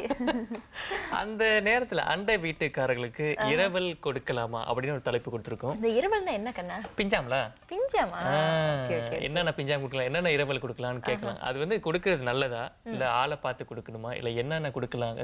சில பேர் வந்து சாப்பாடு தலைப்புகளும் சரி நிறைய நேர்களையும் வந்து நம்ம வந்து வரவேற்றுக் கொண்டே இருக்கின்ற விழுதுகள் அரங்கத்திற்கு. ஆமா, இன்னும் நிறைய தகவல் தெரிஞ்சுக்கணும் இல்ல எங்களுக்கு நீங்க தகவல் கொடுக்கணும் அப்படின்னு நினைச்சீங்கன்னா www.astro.com.my சென்று விழுதுகள் என்ற அந்த கிளிக் நீங்க பண்ணீங்கன்னு சொன்னாக்கா நிச்சயமா உங்களுக்கு நிறைய விஷயங்கள் தரப்படும். அங்கேயே vztl@astro.com.my இந்த மின்னஞ்சல் முகவரி இருந்துகிட்டே இருக்குங்க. அங்க போய் நீங்க வந்து வெள்ளிக்கிழமைகள்ல நீங்களும் பேசலாம். அந்த அங்கத்துக்கு கலந்துக்கணும்னு ஆசைப்படுறீங்களா? சின்ன ஒரு குட்டி பட்டிமன்றம் தான். அதுல நீங்க கலந்துக்கணும்னு ஆசைப்பட்ட உங்களுடைய பெயர், முகவரி, அழைப்பு எண்களை உடனே எழுதி அனுப்புது. நிச்சயமாக விழுதுகள் வந்து உங்களுக்கு இன்னும் பல புதிய தகவல்களை கொடுத்து கொண்டே இருக்கும். என்னைக்கும் விழுதுகள் போலே தான் இருக்கும் இல்லையா? ஆமா, அதாவது கடந்த ஆண்டு அறிமுகப்படுத்தப்பட்ட தாலியானோ ஹாட்லைன் வந்து ஜூலை வரைக்கும் வந்து 64,000க்கும் மேற்பட்ட வந்து புகார்கள் கிடைச்சிருக்காங்க. அதாவது ஒரு வருஷத்திலே 64,000 புகார்கள். என்ன புகார்கள் பார்த்தீங்களா? குடும்ப பிரச்சனை, குழந்தை சித்திரவதை, இயற்கை பேரிடர், கணவன் கொடுமை, மனைவி கொடுமை, இப்படி பல விதமான பிரச்சனைகள் வந்து அங்க கொடுத்துக்கிட்டே தான் இருக்காங்க. அந்த எண்கள் வந்து இலவசமான எண்கள் தான். 159999. அதுக்கு அழைத்தாக்கா நிச்சயமா அவங்களுக்கு ஏதாவது செய்திகள் தெரிஞ்சுன்னா கொடுக்கலாம் இல்லையா? நிச்சயமா இந்த மாதிரியான தகவல் எல்லாம் சேகரிக்கிறது தான் கொடுமை பண்ண கூட அங்க போய் சொல்லலாம். மீண்டும் உங்கள் அனைவரையும் அன்புடன் சந்திக்கும் வரை இப்போதைக்கு விடைபெற்றுக் கொள்வது நான் சுஷ்மிதா முருகன். நான் கண்ணாசி மாதிரி. மீண்டும் சந்திப்போம். நன்றி, வணக்கம்.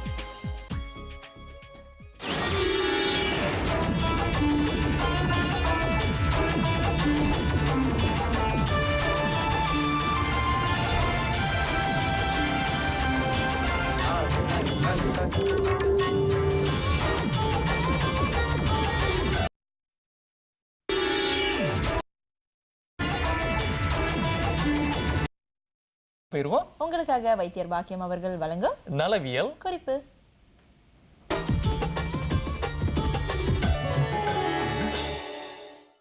வணக்கம் அன்பர்களே. இன்று உங்களுக்கு கடுக்காயை பற்றி கொஞ்சம் சொல்லலாம்னு நினைக்கிறேன். கடுக்காய் வந்து தாய் வளர்க்காததே கடுக்காய் வளர்க்கும்னு சொல்லுவாங்க. குழந்தைகளை வளர்க்குறது இது ரொம்ப பிரசித்தியானது. இந்த பிள்ளைங்க பிறந்த உடனே உர மருந்து செய்து கொடுக்குறாங்க இல்லையா, அதுலேயும் இது ஒரு மருந்து, ஒரு 4-5 மருந்து சேர்ந்து தான் இந்த கல்வத்தில் அப்படியே உரசி உர மருந்தாக கொடுப்பாங்க. அந்த மருந்தில் ஒன்றா இது சேரும். இது பெரிய கடுக்காய், இதுக்கு பேர் பெரிய கடுக்காய். இந்த கடுக்காயை இப்படியே சாப்பிட்றதில்ல. இது என்ன செய்யணும்டா, ஒரு கடுக்காய் எடுத்து இதை எடுத்து போட்டு இடித்து அதை இப்படி வந்துடும். தோல் தனியாகவும் கொட்டை தனியாகவும் வந்துடும். கொட்டையை உபயோகிக்கக்கூடாது. சுக்குக்கு புரணி நஞ்சு, இதுக்கு கொட்டை நஞ்சு, அதனால் கொட்டையை எடுத்து வெளியாக்கிடணும். இந்த இது தான் நீங்கள் மருந்துகளுக்காக பாவிக்கிறது. இதில் என்ன தன்மைண்டாங்க, கடுக்காய் வந்து வயிற்றில் உள்ள புண்ணை ஆற்றுறது. எப்படி வயிற்றில் உள்ள புண்ணை ஆற்றுமோ அதே மாதிரி வெளியே உள்ள புண்ணுகளையும் ஆற்றுறது. இதை என்ன செய்யலான்டா, கொஞ்சம் எடுத்து நல்லா தண்ணி ஊற்றி வேக வைக்கணும். வேக வச்சு வடிகட்டிட்டு அந்த தண்ணியால் புண்களை கழுவணும். இந்த ரணங்களில் உள்ள பூச்சிகள் உள்ளேருந்து வெளியே வர்றதுக்கு இந்த கடுக்காயுடைய கஷாயம் ரொம்ப சிறப்பாக வேலை செய்யும். மருந்துகள் செய்யும்போது இந்த கஷாயத்துக்கு கூட வேறு பல சரக்குகளை சேர்த்து போட்டு கழிம்பாக செய்வோம். மற்றபடி கஷாயமாகவும் செய்கிறது உண்டு. பெரிய பெரிய 10 சரங்கு இந்த மாதிரிலாம் உள்ளதுக்கு இதை படுத்து போட்டு தேய்ச்சி கழுவினீங்கன்னா அதில் உள்ள அழுக்குகளெல்லாம் போயிடும். ஆக இது மருந்து சரக்குலையும் உள்ளுக்கே சாப்பிட்றதுலையும் சேருது. என்னென்னா இப்போ கேஸ்ட்ரிக் புண்ணு இருக்குது, அதனால் அவங்களுக்கு வேறு சாப்பாடுகள்லாம் ரொம்ப உரப்பெல்லாம் சாப்பிட முடியாதுன்னு நினச்சாங்கன்னா இந்த இதை கொஞ்சம் அரைச்சி அதை கொஞ்சம் தேனில் ஊற்றி கொஞ்சம் கொஞ்சம் சாப்பிட்டு வரலாம். இந்த கடுக்காய் வந்து சித்தர்களால் என்ன பேசப்படுறாங்கன்னு சொன்னால், இது வந்து ஒரு காயக்கல்பம். ஒவ்வொரு நாளும் இதை கொஞ்சம் கொஞ்சம் எடுத்து ஒரு புளியங்கொட்டை அளவு எடுத்து கொஞ்சம் தேனில் குழப்பி சாப்பிட்டு வரலாம். இது சாப்பிடும்போது மலத்தை இழகலாக வைக்கிறதுக்கு தன்மை இருக்குது. ஒருத்தருக்கு மலம் இழகலாக போனாலே பொதுவான நோய்கள்லாம் அத்துப்படியாகி போயிடும். ஆக யார் ஒருத்தருக்கு ரொம்ப சிக்கலாக இருக்குதுன்னு சொன்னால் ஒரு இதில் உள்ள ஒரு கடுக்காயில் உள்ள தோல் எடுத்து வாயில் போட்டு அப்படியே லேசாக சப்பிக்கிட்டே இருக்கலாம். ஏனென்றா இது துவர்ப்பு சத்து உள்ளது. எந்த சாமானத்தில் துவர்ப்பு இருக்குதோ அது மலத்தை இழக்கக்கூடிய தன்மை உள்ளது என்பது நீங்கள் தெரிஞ்சுக்கணும். தயவுசெய்து உங்கள் வீட்டில் யாருக்காவது குறை இருந்தால் இதை தயவுசெய்து பாவிச்சு நன்மை பெறுவீங்க என்று நம்பி வணக்கம் சொல்லி விடைபெறுகிறேன். வணக்கம்.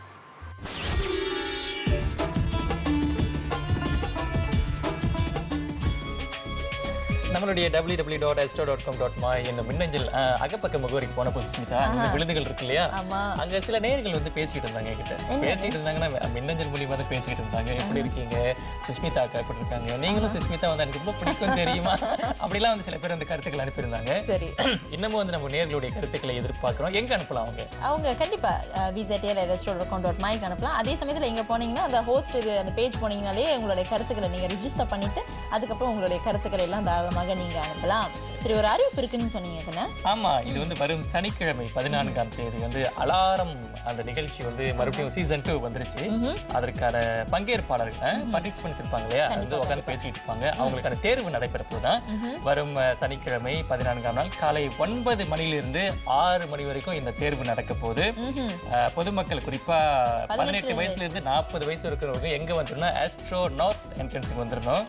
காலையில 9 மணிக்கு வந்துருங்க. அங்க அலாரம் அடிச்சாதான் நீங்க வந்து இங்க நிக்க முடியும். யாரெல்லாம் வரலாம் அப்படின்னு நீங்க கேட்டீங்கன்னா நிச்சயமாக உங்களுக்கு பொது அறிவு நிறையவே இருக்கு, அவங்களுக்கு நிறைய பேச தெரியுமா, எங்களோட அதாவது இந்த நிகழ்ச்சியில கலந்து மக்களுக்கு பல விஷயங்களை தெரிவிக்க முடியும் அப்படின்னு நீங்க நினைச்சீங்கன்னா தாராளமாக நீங்க வரலாம். வரக்கூடிய நேர்கள் கண்டிப்பாக வந்து ஐசி போட்டோகாப்பி எடுத்து வரணும். அதே நேரத்தில் ஒரு சின்ன புகைப்படமும் எடுத்து வந்தா எங்களுக்கு வசதியா இருக்குன்னு தயாரிப்பாளர் சொல்லியிருக்காங்க. சரி, அதை நீங்க சொல்லிட்டீங்க. அடுத்து கண்ணா, அதாவது நீங்க பாத்தீங்கன்னா அந்த வரி இருக்கு இல்லையா, வரி கட்டணம் நிறைய பேர் இன்கம் டாக்ஸ் கட்டியிருக்காங்களா கட்டலையா, இல்லை அடுத்த வருஷத்துக்கு எப்படி இருக்க போகுது, இந்த வருஷத்துக்கு எப்படி இருக்க போகுதுன்ட்டு நிறைய குழப்பங்கள் இருக்கும், கேள்விகள் இருக்கும். இவங்கெல்லாம் என்ன பண்ணலாம் நீங்க கேட்டீங்கன்னா www.hustle.gov.my என்ற இந்த அகப்பக்கத்து போனாக்கா அங்க இருக்கக்கூடிய அந்த கேள்வி பதில்ல வந்து அவங்களும் கலந்து நிறைய கேள்விகளை கேட்கலாம். SPM மாணவர்களுக்கு வாழ்த்துக்கள், STPM மாணவர்களுக்கு வாழ்த்துக்கள். விடைபெறுவோம் உங்களுடன் சுஷ்மிதா முருகன், கண்ணாசி மாதிரி. மீண்டும் சந்திப்போம். நன்றி, வணக்கம். நன்றி, வணக்கம்.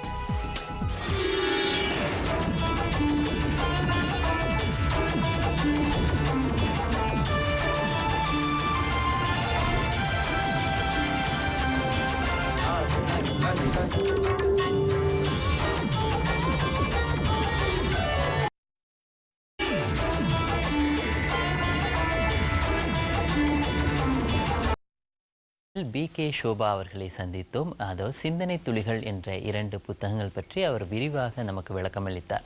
அதோடு பார்த்திங்கன்னா நம்மளுடைய நூலறிவின் புத்தக மன்றத்திற்கு வந்து நிறைய நேர்கள் நீங்கள் படித்த அந்த புத்தகம் பற்றி விளக்கமாக எங்களுக்கு வந்து அனுப்பிக்கிட்டு இருக்கீங்க. அதே தொடர்ந்து அனுப்புங்க. அதுவும் விரைவில் நமது அகப்பக்கத்தில் இடம்பெறும். இனி தொடரும் அங்கமாக இடம்பெறவிருப்பது சித்த வைத்தியர் பாக்கியம் அவர்கள் வழங்கும் நலவியல் குறிப்பு.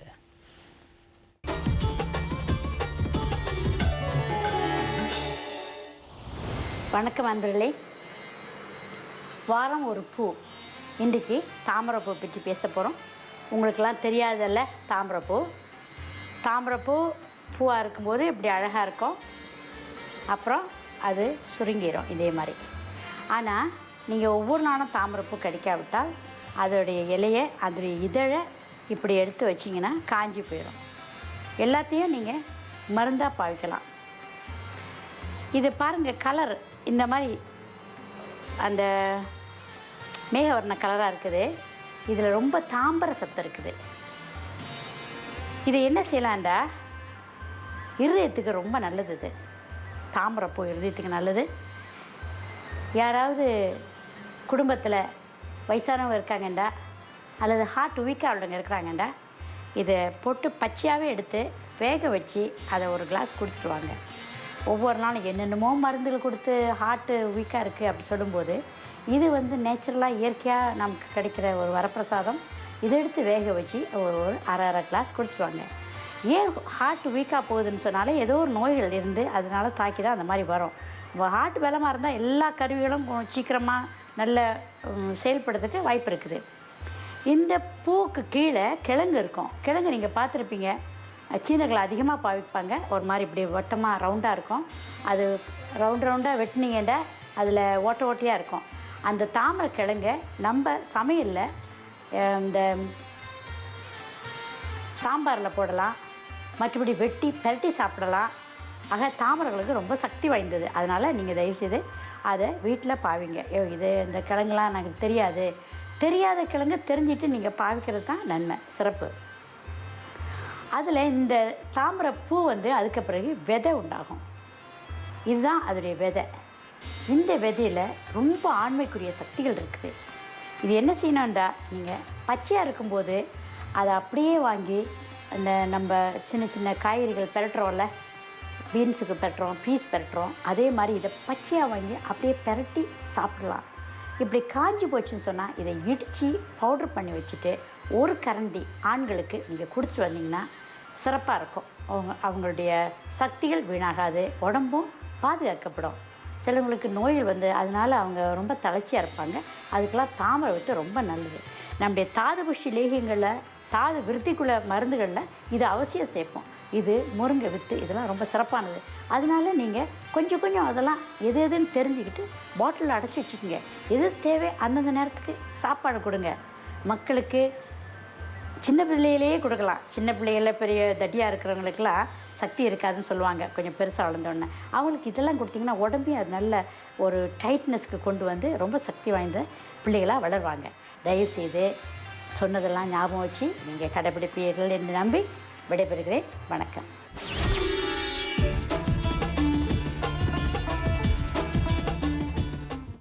இன்றைக்கான நிகழ்ச்சி உங்களுக்கு நிச்சயமாக பிடித்திருக்கும் என்று நம்புகிறோம். சோதி, ஒரு அறிவிப்பு இருக்குன்னு சொன்னீங்க. சோதி, அலாரம் பங்கேற்பாளர் தேர்வு, அதாவது அலாரம் ஆடிஷன், அதாவது இதில் பங்கேற்கிறவங்க கலந்து கொள்ளக்கூடிய ஒரு தேர்வு. இது வந்து 14 மார்ச் 2009 சனிக்கிழமை காலை மணி 9 முதல் மாலை மணி 6 வரை ஆஸ்ட்ரோ நார்த் என்ட்ரன்ஸில் நடைபெற உள்ளது. இதில் யாரெல்லாம் கலந்துக்கலாம்னா, மலேசியர்கள் 18லேருந்து 40 வயது வரை உள்ளவர்கள், தமிழ் பேச தெரிந்திருக்க வேண்டும், நல்ல பொது அறிவு இருக்கணும். அதோட வந்து நீங்க வரும்போது மறக்காம அடையாள கார்டு நகல் மற்றும் புகைப்படத்தை எடுத்துட்டு வர மறந்துடாதீங்க. கண்டிப்பாக நிறைய உங்களுக்கு வந்து பொது அறிவு வந்து நிறைய இருக்க வேண்டும் அப்படின்னு கேட்டிருக்காங்க. நிறைய விஷயங்கள் வந்து இதுல வந்து நீங்களும் அதை கலந்து பேசுறதுக்கு ஒரு பெரிய வாய்ப்பு களமா அமைய போது. நிச்சயமாக அதாவது வந்து கலந்துக்கிட்டாங்க அப்படின்னு சொன்னாக்கா அவங்களுக்கு தேர்வு கிடைச்சிச்சுன்னு சொன்னாக்கா ஒரு நல்ல விஷயம் வர்றதுக்கு வாய்ப்புகள் நிறைய பிரகாசமாகவே இருக்குது. கருத்துக்களை சொல்லலாம். ஆமா, கண்டிப்பாக. அது மட்டும் இல்லாம இன்னைக்கு ரொம்ப சிறப்பா வந்து நம்மளுடைய SPM மாணவர்கள்லாம் தேர்ச்சி எடுத்துட்டு ரொம்ப சந்தோஷமா இருந்திருப்பாங்க. கண்டிப்பாக விருதுகள் குடும்பத்தின் சார்பாக உங்கள் அனைவருக்கும் எங்களின் மனமார்ந்த வாழ்த்துக்கள். முக்கியமாக பெற்றோர்கள் வந்து எந்த விதமான முடிவாக இருந்தாலும் சரி மனமாற அதை ஏற்றுக்கொள்ளணும், ஏசக்கூடாது, ஏற்றுக்கொள்ளுங்கள். அதுக்கு பிறகு பார்க்கலாம் SPM முடிஞ்சு என்ன படிப்பு மேற்கொள்ளலாம் என்பது. அதோட விவேகமான தேர்வுகளை செய்யுங்க. என்னென்ன படிப்பு மேற்கொள்ள போறீங்கன்னா இதான் வந்து உங்களுடைய முக்கியமான படிகள். அதனால விவேகமான தேர்வுகளை செய்யுங்க. என்ன படிப்பு மேற்கொள்ள போறீங்க, அதுதான் உங்கள் எதிர்காலத்தை நிர்ணயிக்கக்கூடிய ஒரு விஷயம். கண்டிப்பா அதை பத்தி சில டிப்ஸ் உங்களுக்கு வேணும்னா கூட அக்கா அண்ணெல்லாம் நிறைய பேர் வந்து உங்களுக்கு டிப்ஸ் கொடுக்கறதா காத்துக்கிட்டு இருக்கோம். www.astro.com.my/விழுதுகள் என்ற இந்த அகப்பக்கத்துக்கு நீங்க போயிட்டு ஏதாவது கேள்விகள் உங்களுக்கு இருந்தா கூட தாராளமாக எங்கிடம் கேட்டாக்கா நிச்சயமா எங்களுக்கு தெரியக்கூடிய சில கருத்துக்களை உங்களோடும் நாங்கள் பகிர்ந்து கொள்வோம். அதுவும் bztl@astro.com.my என்ற அந்த மின்னஞ்சல் முகவரி இருக்கும். அங்கேயும் உங்களுடைய கருத்துக்களை தாராளமாக தெரிவிக்கலாம். தொடர்ந்து உங்களுடைய கருத்துக்களை அனுப்பிக்கிட்டே இருங்க. ஏன்னா உங்களுடைய கருத்துக்கள் வந்து வரவேற்கக்கூடிய ஒரு விஷயமா இருக்குது. ஏன்னா நம்ம எப்படி இந்த நிகழ்ச்சியை கொண்டு போறோங்கிறது வந்து உங்களுடைய கருத்தின் அடிப்படையில் தான் இருக்கும். சரி, மீண்டும் உங்கள் அனைவரையும் சந்திக்கும் வரை இப்போதைக்கு அன்புடன் விடைபெற்றுக் கொள்வது நான் சுஷ்மிதா முருகன். நான் சோதிராஜன் பரஞ்சோதி. நன்றி, வணக்கம்.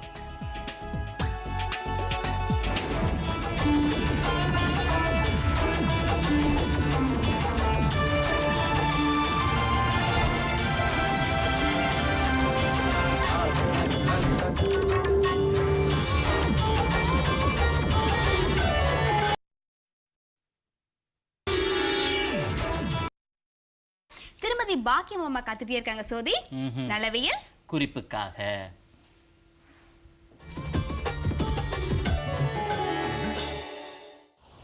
வணக்கம் அன்பர்களே. இன்று பச்சை பசேர்னு சொல்லி ஒரு மூலிகை இருக்குது பாருங்கள். இதுக்கு பேர் எல்லாருக்கும் தெரியும், மீசை குச்சி. இது பூனையோடைய மீசை என்று ஏன் சொல்கிறோன்னா, இது மீசை எப்படி இருக்கிறதுனால அதுக்கு பேர் வந்திருக்குது. இது மலேசியாவிலேயே அதிகமாக கிடைக்கக்கூடியது. மலேசியாவும் இந்தோனேஷியாவிலேயும் தான் இது கிடைக்கக்கூடியதுனால அந்த மாதிரி பேர் போட்டிருக்கிறாங்க. இப்போ தான் அது இந்தியாவுக்கு போயிருக்குது. இதனுடைய நன்மைகளை அறிஞர்கள் தேர்ந்தெடுத்து பார்த்து பல நோய்களுக்கு இது ஒரு மருந்தை பாவிக்க முடியும் என்பதை கண்டுபிடிச்சிருக்காங்க. நமக்கு நம்ம நாட்டில் உள்ள மூலிகையுடைய பயன் தெரியாமல் எல்லாருமே இதை பாவிக்கிறது இல்லை. இதில் விசேஷ தன்மை என்னென்னா மூத்திரத்தை ரொம்ப சுத்தமாக ஆக்கும். கிட்னி பிரச்சனை எதுவாக இருந்தாலும் இதனால் தீரும். இதோடைய இலைகளெல்லாம் எடுத்து இப்போ டாக்ஸி டிரைவர்ஸ்லாம் நான் பார்த்துருக்குறேன், சின்ன சின்ன பொட்டலமாக கொடுத்து நாங்கள் போட்டு வீட்டில் வேக வச்சு குடிங்க, 1 ரூபா தான், 1 வெள்ளி தான், 2 வெள்ளி தான் என்று சொல்கிறாங்க. அதை கடைசியில் பார்க்க போனால் இது மீசை குச்சியினுடைய இலையை தான் அவங்க பவுடர் பண்ணி வைக்கிறாங்க. இந்த இலைகளில் உள்ள சக்திகள் வந்து கிரியேட்டின்னு சொல்லி உள்ள ஒரு மூத்திரத்தில் உள்ள ஒரு பொருளை வெளியாக்காமல் தடுக்கக்கூடியது. இது ரொம்ப சிறப்பு வாய்ந்ததுனால நீங்கள் வந்து இதை ஒவ்வொருத்தரும் வீட்டில் வச்சு பயிராக்குங்க. மீசை குச்சிங் பொதுவாக இருக்கிற வீட்டில் நோயாளிகள் வந்து அதிகமாக இருக்க மாட்டாங்களாம். ஜுரத்துக்கும் கொடுப்பாங்க. காய்ச்சல் அதிகமாக வர்றவங்களுக்கும் கொஞ்சம் இலையை எடுத்து மற்ற சரக்குகளோடு போட்டு வேக வச்சு கொடுக்கறது உண்டு. இதை பூக்கள் எடுத்து நீங்கள் சாப்பிடலாம். கொஞ்சம் ஒரு சுவை வித்தியாசமாக இருக்கும், ஆனால் சாதாரணமாக சாப்பிட்டு பார்க்கலாம். இதை தவிர்த்து இந்த இலைகளெல்லாம் காயப்போடுங்க. காயப்போட்டு வச்சுட்டு டீயாக உபயோகிங்க. சாயங்காலம் ஒரு டீக்கு பதிலாக கொஞ்சம் வேக போட்டு அந்த ஆவாரம் பூவெல்லாம் சொன்னோம்ல, அதுக்கு கூட சேகர மூலிகை இந்த இலையும் நீங்கள் சேர்த்துக்கலாம். விசேஷமாக யாருக்குமே இந்த டயாலிசிஸ் போகக்கூடிய நிலைமை ஏற்படும் போது அதுக்கு முன்பு நீங்கள் செய்யக்கூடிய சிகிச்சை இது.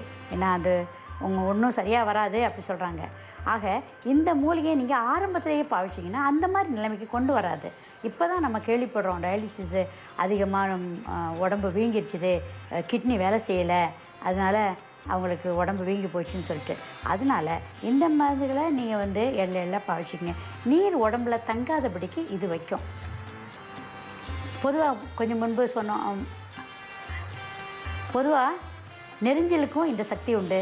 நெரிஞ்சல், இது கடல் ராஞ்சி, இந்த மாதிரி பல சரக்குகள் வந்து உங்களுடைய உடம்புல உள்ள நீரை தேக்க வைக்காமல் நல்லா மூத்திரத்தோடு வெளியாக்கக்கூடியது. அந்த மாதிரி சரக்குகளை நீங்கள் பார்த்து உபயோகித்து வந்தீங்கன்னா உங்கள் உடம்பு வீங்காது. அதிகமாக மூத்திரம் போகாமல் இருக்கிறவங்களுக்கு உடம்பு வீங்கி போயிடும்.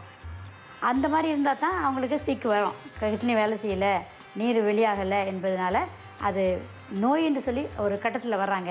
இந்த மாதிரி நோய் வராமல் இருக்கிறதுக்கு இந்த மாதிரி மூலிகைலாம் நீங்கள் தினமும் பாவித்து நன்மை பெறுவீங்க என்று நம்பி விடைபெறுகிறேன். வணக்கம்.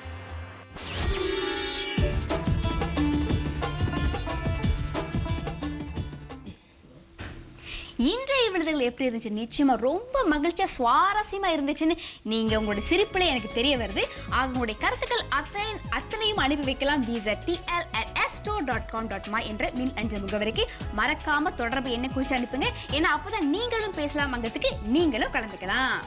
அதோட பார்த்தீங்கன்னா ரசிகர்களே, அலாரம் பங்கேற்பாளர் தேர்வு ஆடிஷன் வந்து வர 14 மார்ச் 2019 நாளை சனிக்கிழமை காலை 9 மணி முதல் மாலை மணி 6 வரை நடைபெற உள்ளது. ஆஸ்ட்ரோ நார்த் என்ட்ரன்ஸ்க்கு வந்துருங்க. மலேசியர்கள் 18 முதல் 40 வயது வரை இருக்கணும், தமிழ் பேச தெரிஞ்சிருக்கணும், நல்ல புதுவரி இருக்கணும். வரும்போது மறக்காம அடையாள கார்டு மற்றும் புகைப்படத்தை எடுத்துட்டு வர மறக்காதீங்க. சரி, இன்றைய தலைப்பு நீங்களும் பேசலாம் அங்கத்துல மிகவும் சிறப்பாக பேசிய திரு எஜஸ்கரன் மற்றும் திருமதி எங்களின் மனமார்ந்த பாராட்டுகளும் வாழ்த்துக்களும் நல்லா சிறப்பா பேசினாங்களா. உங்களுடைய கருத்துக்கள் நிச்சயமா நீங்க அனுப்பி வைக்கணும். இதே மாதிரி இந்த அங்கத்தில் நீங்களும் பங்கு பெறலாம்னாக்கா வழக்கு போல உங்களுடைய மின்னஞ்சல் முகவரிக்கு உங்களுடைய முழு விவரங்களை அனுப்பி வச்சுக்கிட்டே இருங்க. viztl@astro.com.my அந்த மின்னஞ்சல் முகவரிக்கு உங்களுடைய கருத்துக்களை அனுப்புங்க. நீங்களும் இந்த அங்கத்தில் கலந்து கொள்ளலாம். உங்களுடைய ஆதரவு ஒத்துழைப்பு எப்பொழுதுமே என்றென்றுமே எங்களுக்கு இருக்க வேண்டும் என்று கூறிக்கொண்டு அன்புடன் விடைபெற்றுக் கொள்வது நான் ஜெயசுதா ஸ்ரீரங்கன். நான் சோதிராஜன் பரஞ்சோதி. மீண்டும் சந்திப்போம். நன்றி, வணக்கம்.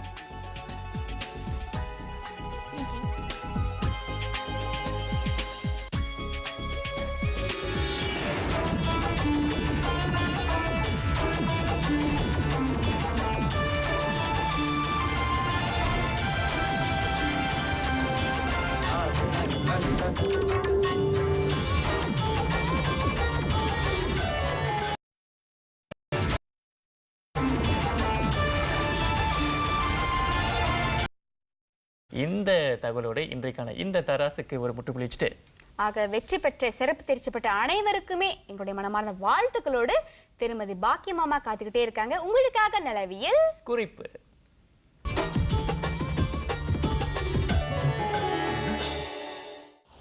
வணக்கம் நண்பர்களே. விருதுகள் நிகழ்ச்சியில் நலவியல் என்ற அங்கத்தில் இன்றைக்கு வாழைப்பழம் பற்றி பேச போகிறோம். பழம் என்ற தலைப்பு.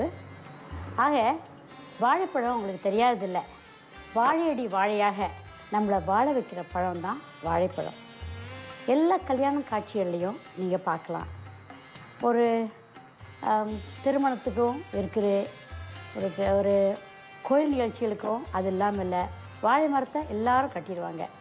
அந்த வாழை மரம் கட்டுறதுக்கு காரணமே எப்பொழுதுமே இரவில் அந்த பூச்சிகள் எதுவும் வந்து ஆண்டினாலும் அந்த வாழை மரம் அவங்களுக்கு பாதுகாப்பாக இருக்குது என்பதனால தான். இப்போது வள்ளலுக்கு வள்ளலாக அதை வச்சு பயிராக்கிறவங்களுக்கு அது உதவுது. எப்படி உதவுது? அதோடைய வேரில் இருந்து, அந்த அடி தண்டில் இருந்து எல்லாமே பூ, காய், பிஞ்சு, வேறு எல்லாமே நமக்கு ஒரு மருந்தாக பயன்படுது. இது எத்தனை பேர் தெரிஞ்சு வச்சுருக்காங்க என்பது நமக்கு தெரியாது. ஆக வாழைப்பழத்தில் பல இனங்கள் இருக்குது. இது வாழைப்பழம், ரஸ்தாளி பழம், இது பிராங்கா என்று சொல்கிறது, இது நேத்திர வாழைப்பழம். இந்த வாழைப்பழத்தில் இது மட்டும் இல்லை, இன்னும் மலை வாழைப்பழம் இருக்குது. மலை வாழைப்பழம் என்பது நீங்கள் நடந்து போயிட்டு இருக்கும்போது மலையில் சின்ன சின்ன பழமாக பழுத்திருக்கோம், அந்த பழத்துக்கு பேர் தான் மலை வாழைப்பழம்.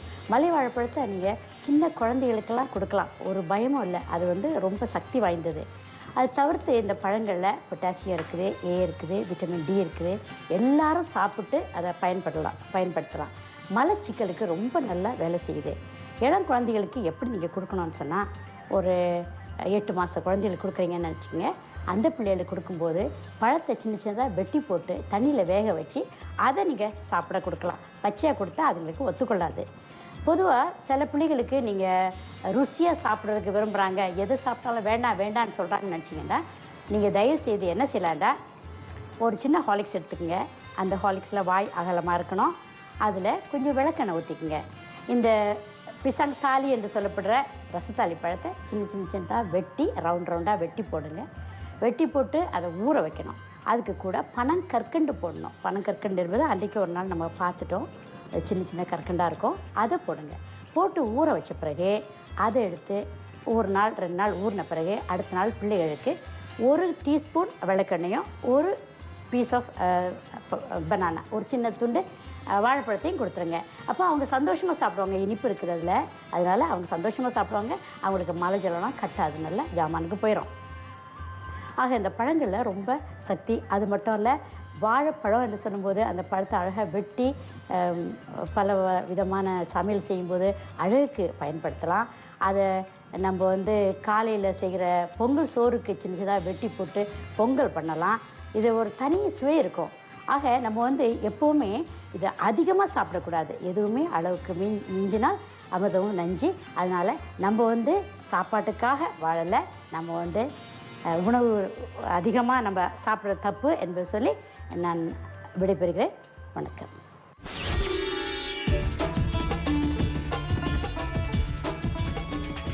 இன்றைய நிகழ்ச்சியில் பங்கெடுத்த அனைவருக்கும் நன்றி.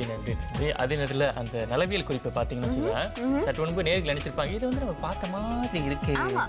அது அப்படிதான் இருக்க போகுது. இந்த வாரம் முழுவதும் அப்படிதான் இருக்க போகுது. காரணம், பல நேர்கள் நம்ம அழைத்து குறிப்பாக மின்னஞ்சல் மூலியமா ஒரு சில எபிசோட்ஸ் மறுபடியும் போடுங்க, நாங்கள் அது மறுபடியும் பார்த்தாகணும், சில நல்ல குறிப்புகள் அதில் இன்னும் நிறைய இருந்துச்சு, அதனால நாங்கள் பார்த்தே ஆகணுன்ட்டு நம்ம சில தேர்ந்தெடுக்கப்பட்ட எபிசோடுகளை இந்த வாரம் முழுக்க நலவியல் குறிப்பில் போட்டுக்கிட்டே இருக்க போகிறோம். சரி, உங்களுக்காக ஒரு ஆரோக்கிய குறிப்பு எடுத்து வந்திருக்க நேர்களே. அதாவது நம்முடைய சான்றோர்கள் ரொம்ப அழகான ஒரு பாடல்ல ஒரு குறிப்பு கொடுத்திருக்காங்க.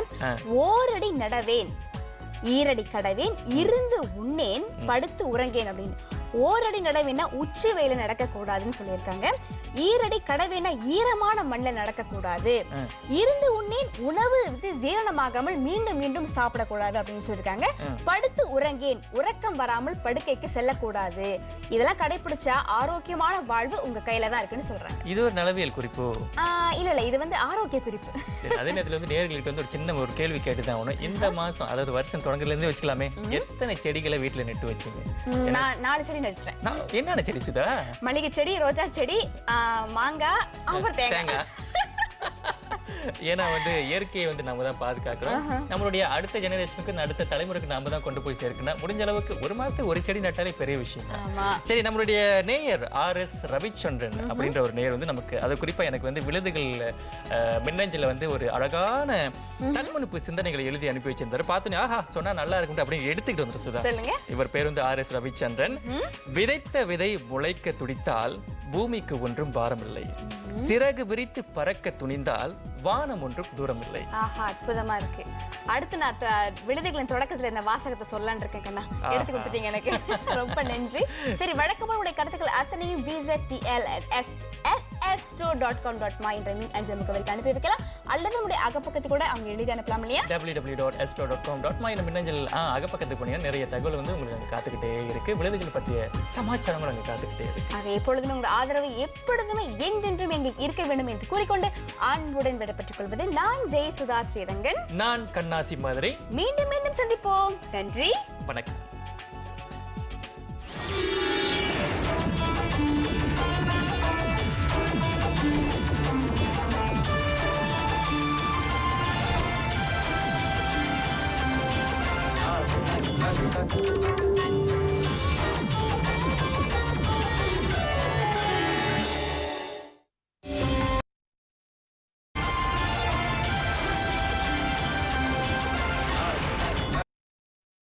ரொம்ப ஒரு அற்புதமான நேர்காணலை பார்த்தாச்சு. இந்த அளவுக்கு இந்த சின்ன வயசுலேயே அவருக்கு திறமைகள் இருக்குது.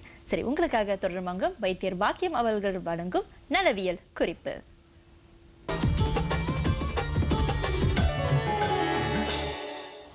வணக்கம் அன்பர்களே. இன்று இந்த கீரையை பற்றி பேச போகிறேன். இதை பாருங்கள், யாருக்காவது தெரியுதா? இது செல்லரி. செல்லரி கீரை என்பது கொஞ்சம் காசு கூட கொடுத்து வாங்கணும், ஆனால் ரொம்ப சக்தி வாய்ந்தது. பொதுவாக இது வெளிநாட்டிலேருந்து வர்றது. அவங்க என்ன செய்கிறாங்க, சாதாரணமாக காய்கறிகளை மாதிரி போட்டு சாப்பிட்றாங்க. நம்மளும் அதே மாதிரி சின்ன சின்னதாக வெட்டி பாருங்கள், சின்ன சின்னதாக வெட்டி இந்த மாதிரி போட்டு பெரட்டி சாப்பிட்லாம். சாதாரணமாக சாப்பிட்றதுக்கு ரொம்ப சுவையாக இருக்கும். ஒரு உப்பு சத்து வாய்ந்த மூலிகை இது. இது என்ன செய்யலாண்டா, 2 எடுத்து இப்படி பிச்சு எடுத்துங்க. அப்படி எடுத்து 2 எடுத்து பிளெண்ட் பண்ணி அது சாராக குடிங்க. சாராக குடிச்சிங்கண்டா ரத்த கொதிப்புக்காரங்களுக்கு ரொம்ப நல்லது. ரத்த கொதிப்பு ஏறிடுச்சுது, உங்களுக்கு ரொம்ப மயக்கமாக இருக்குது, தலையெல்லாம் பாரமாக இருக்குது, அப்படி உள்ள சூழ்நிலையில் இந்த கீரையும் ஸ்டார் ஃப்ரூட்டையும் போட்டு பிளெண்ட் பண்ணி ஒரு 1/2 கிளாஸ் குடிச்சு பாருங்கள். உங்களுக்கு போக போக ஒரு வாரம் 10 நாளில் நிச்சயமாக ஒரு பலன் தெரியும். உங்களுடைய ரத்தம் அப்படியே அடங்கி நல்லா இருக்கும். அதே நேரத்தில் எண்ணெயும் வைக்கணும் தலையில், அதையும் தெரிஞ்சுக்கங்க. இந்த கீரையை வந்து எல்லாரும் பாவிக்கிறது இல்லை. இதை பார்த்த பிறகு நான் நினைக்கிறேன் எங்கெல்லாம் பாவிப்பீங்கன்னு நினைக்கிறேன். இதை வந்து வித்தியாசமான ரீதியிலையும் செய்யலாம். அதாவது காய்கறிகள்லாம் பரட்டி வச்ச பிறகு இதை அழகுக்கும் வெளியே அப்படியே அழகாக வச்சுட்டு பச்சையாக சாப்பிட்லாம். இதை வேக வச்சு சாப்பிடணும் என்று இல்லை. வேக வச்சா பொதுவாக அதோடைய சக்திகள்லாம் போயிடும். அதனால் நீங்கள் இதை பச்சையாக சாப்பிட்றதா ரொம்ப நல்லது. இதில் ரொம்ப வைட்டமின்ஸ் இருக்குது. அதனால் பெரிய இந்த நியூட்ரிஷன் புக்ஸ் எல்லாம் படிச்சிங்கன்னா நிச்சயமாக சேலரி சேர்த்துக்குங்க. உங்கள் உடம்பு கட்டுப்பாட்டுக்குள்ளே வரும், தடிச்சிட்டு போக மாட்டீங்க. உங்களுடைய கெட்ட நீர்லாம் நல்லா போகும், நல்ல மலை அபிவிருத்தி ஆகும், உங்களுடைய மேனிலாம் நல்லா ஆகும் என்பது வந்து செலரி கீரைக்கு இருக்குது. செலரி இருந்தால் சில பேருக்கு தான் தெரியுது. அதனால தான் இதை காட்டி உங்கள்கிட்ட சொன்னால் ஓகே இதுதான். இது வந்து சூப் கீரை இல்லைங்க. சூப் கீரை இதே மாதிரி தான் இலை, இதே மாதிரி தான் இலை இருக்கும். ஆனால் சூப் கீரை என்பது வேறு, சின்ன சின்னதாக இருக்கும். இவ்வளோ பெரிய தண்டு உள்ளது தான் செலரி கீரை. செலரி கீரையை நீங்கள் வந்து மாமிசங்கள் சாப்பிட்றீங்கன்னா அன்றைக்கி செலரி கீரை இருக்கணும். அப்போது உங்களுக்கு இதுக்கும் அதுக்கும் அந்த காம்பினேஷன் சரியாக இருக்கும். ரொம்ப நல்ல கீரை. தயவுசெய்து ஒவ்வொரு வீட்லேயும் ஒரு 2 வாரத்துக்கு ஒருக்காவது இதை எடுத்து கேரட்டு அதெல்லாம் பச்சையாக சேர்க்கும்போது இதையும் சுற்றி வச்சு அழகுக்கு வச்சு சாப்பிட்டுட்டு வாங்க. நல்ல ஆரோக்கியமான வாழ்வு வாழணும்னு சொன்னால் இந்த மாதிரி பச்சை காய்கறிகளை நீங்கள் பச்சையாக சாப்பிட்டு பார்க்கணும். இதையே குழந்தைகளுக்கும் பழக்குங்க, அவங்கள விரும்பி சாப்பிடுவாங்க என்று கூறி விடைபெறுகிறேன். வணக்கம்.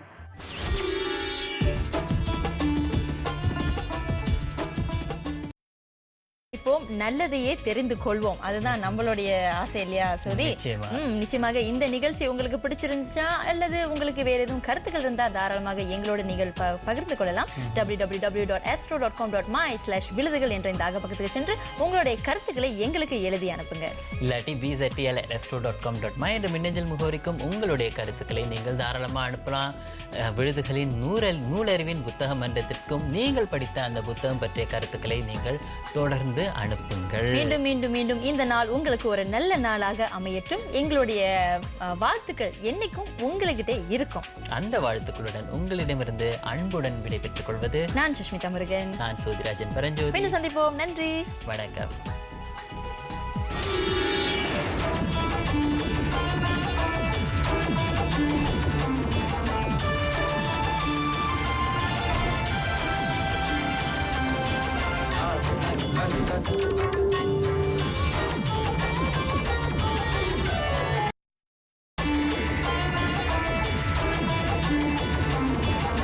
இனி தொடர்மங்கமாக சித்த வைத்தியர் பாக்கியம் அவர்கள் வழங்கும் நலவியல் குறிப்பு.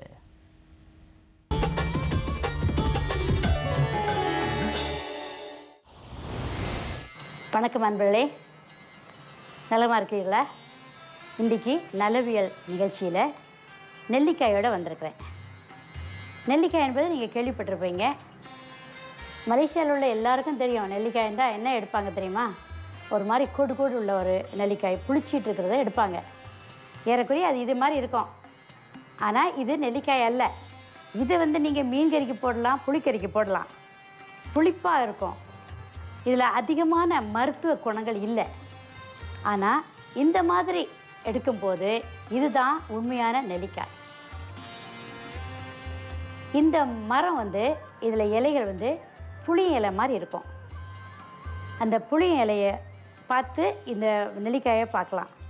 இந்த நெல்லிக்காய் அகத்திக்கீரை அல்லது தவசு முருங்கைக்கீரையுடைய இலை மாதிரி இருக்கும். இதிலேருந்து நீங்கள் வித்தியாசத்தை தயவு செய்து தெரிஞ்சுக்கங்க. ஆக இப்போ நான் சொல்கிற நெல்லிக்காய் பொதுவாக நிறைய கிடைக்காது, பச்சையாக கிடைக்காது. பச்சையாக கிடைத்தால் அதை எடுத்து கொஞ்சம் இடித்து சாறு எடுத்து அதில் கொஞ்சம் தேன் விட்டு கலக்கி குடிச்சிங்கன்னா உங்களுக்கு ரொம்ப நல்லது. இனிப்பு இருக்காரங்களுக்கெல்லாம் இது ஒரு தேவாமிர்தம் மாதிரி. நீங்கள் எத்தனை வருஷம் அல்லது எத்தனை மாதங்களில் இனிப்பு நீர் இருக்குதோ அந்த அளவுக்கு இதில் சாறு எடுத்து பச்சையாக இடித்து சாறு எடுக்கணுங்க. சாறு எடுத்து அதில் கொஞ்சம் பனங்கற்கண்டு அல்லது தேன் ஊற்றி கொஞ்சமாக எடுத்து ஒவ்வொரு நாளைக்கு ஒவ்வொரு கரண்டி வீதம் சாப்பிட்டே வந்தீங்கன்னா ஏறக்குறைய 1/4 பாகம், அதாவது ஒரு மாதம் அவங்களுக்கு இருக்குதுன்னு சொன்னால் 1/4 மாதத்துக்கு அதை சாப்பிட்டீங்கன்னா உங்களுக்கு ஓரளவு நல்ல குணம் கிடைக்கலாம் என்பது சித்தர்களுடைய ஆய்வு. இந்த நெல்லிக்காயில் நீங்கள் ஊறுகாய் போடலாம். கொஞ்சம் உப்பு போட்டு ஊறுகாய் போட்டு அதை சாப்பிட்றது உண்டு. ஏன்னா கிடைக்காத காலங்களில் அப்படி பதனப்படுத்தி வச்சுக்குவாங்க. இது தவிர்த்து இது கிடைக்காத காலத்தில் இந்த மாதிரி காஞ்சி போன நெல்லிக்காயை வாங்கலாம். காஞ்சி போன நெல்லிக்காயிலையும் தண்ணி ஊற்றி ஊற வச்சு அதை நல்லா வேக வச்சு அதில் இருத்து தண்ணி குடிங்க. இது மலச்சிக்கலுக்கு ரொம்ப நல்லது. நல்ல ஜாமானுக்கு போகும். ஏன் அடிக்கடி மலச்சிக்கல் என்று வற்புறுத்துறேன்டா, உடம்புல நோய் வர்றதுக்கு காரணமே மலச்சிக்கல் தான். அந்த ஒவ்வொரு நாளும் கழிவு வெளியே போகாவிட்டால் அது உடம்புலையே ஏறி டாக்ஸின் ஆகி அது கெட்ட கிருமிகள்லாம் உற்பத்தியாக்கி உங்களுக்கு அங்கே வலி இங்கே வலி சின்ன சின்ன கொப்பளங்கள் எல்லாமே வருது. அதனால் மலச்சிக்கலுக்கு நம்ம நீங்கள் ரொம்ப அதுக்கு ஒரு இது கொடுக்கணும், மதிப்பு கொடுக்கணும். மலச்சிக்கல் எது நீக்குதோ அதெல்லாம் நீங்கள் ரொம்ப கேர் எடுத்து அதை எப்படி சாப்பிடணும் என்பதெல்லாம் கவனமாக தெரிஞ்சு எழுதி வச்சுக்கணும். ஆக இந்த நெல்லிக்காயை அந்த மாதிரி நீங்கள் சாப்பிட்டிங்கன்னா ரொம்ப சிறப்பு. நெல்லிக்கனி அந்த காலத்தில் ஔவையார் கூடயும் சொல்லியிருக்கிறாங்க, பாட்டுகள்லாம் வருது. இது நரத்திரை மாற்றக்கூடியது. இதை தைலமாக காய்க்கலாம், அவிச்சு அல்லது இடித்து சாறு எடுத்து அதை தைலங்களில் காய்ச்சி நீங்கள் தலையில் தேய்ச்சிட்டு வந்தீங்கன்னா கருப்பு கலர் மாறும். நாளடைவில் நரத்திரையெல்லாம் மாறும். அதையே குடிச்சிங்கன்னா அப்போ எவ்வளோ சக்தி உண்டது. ஆக இந்த நெல்லிக்கனிக்குள்ள மகிமையை நீங்கள் தெரிஞ்சுக்கிட்டு தயவுசெய்து ஒவ்வொரு வீட்லேயும் ஒவ்வொரு மரத்தை வளருங்க. ஏதாவது இடம் கிடச்சுன்னா அங்கே கொண்டு போய் செடியை உண்டாக்குங்க. ஏன்னா இது பொதுவாக கேரளா பகுதியிலையும் இந்தியாலையும் அதிகமாக கிடைக்குது. இந்த நாட்டில் ரொம்ப இல்லை, ரொம்ப ரேராக இருக்குது. அதனால் தயவுசெய்து ஒவ்வொரு கோயில்களையாவது நெல்லிக்கனியை வச்சு வளர்த்திங்கன்னா மக்களுக்கு ரொம்ப பயன்படும் என்று சொல்லி வணக்கத்தோடு விடைபெறுகிறேன். வணக்கம்.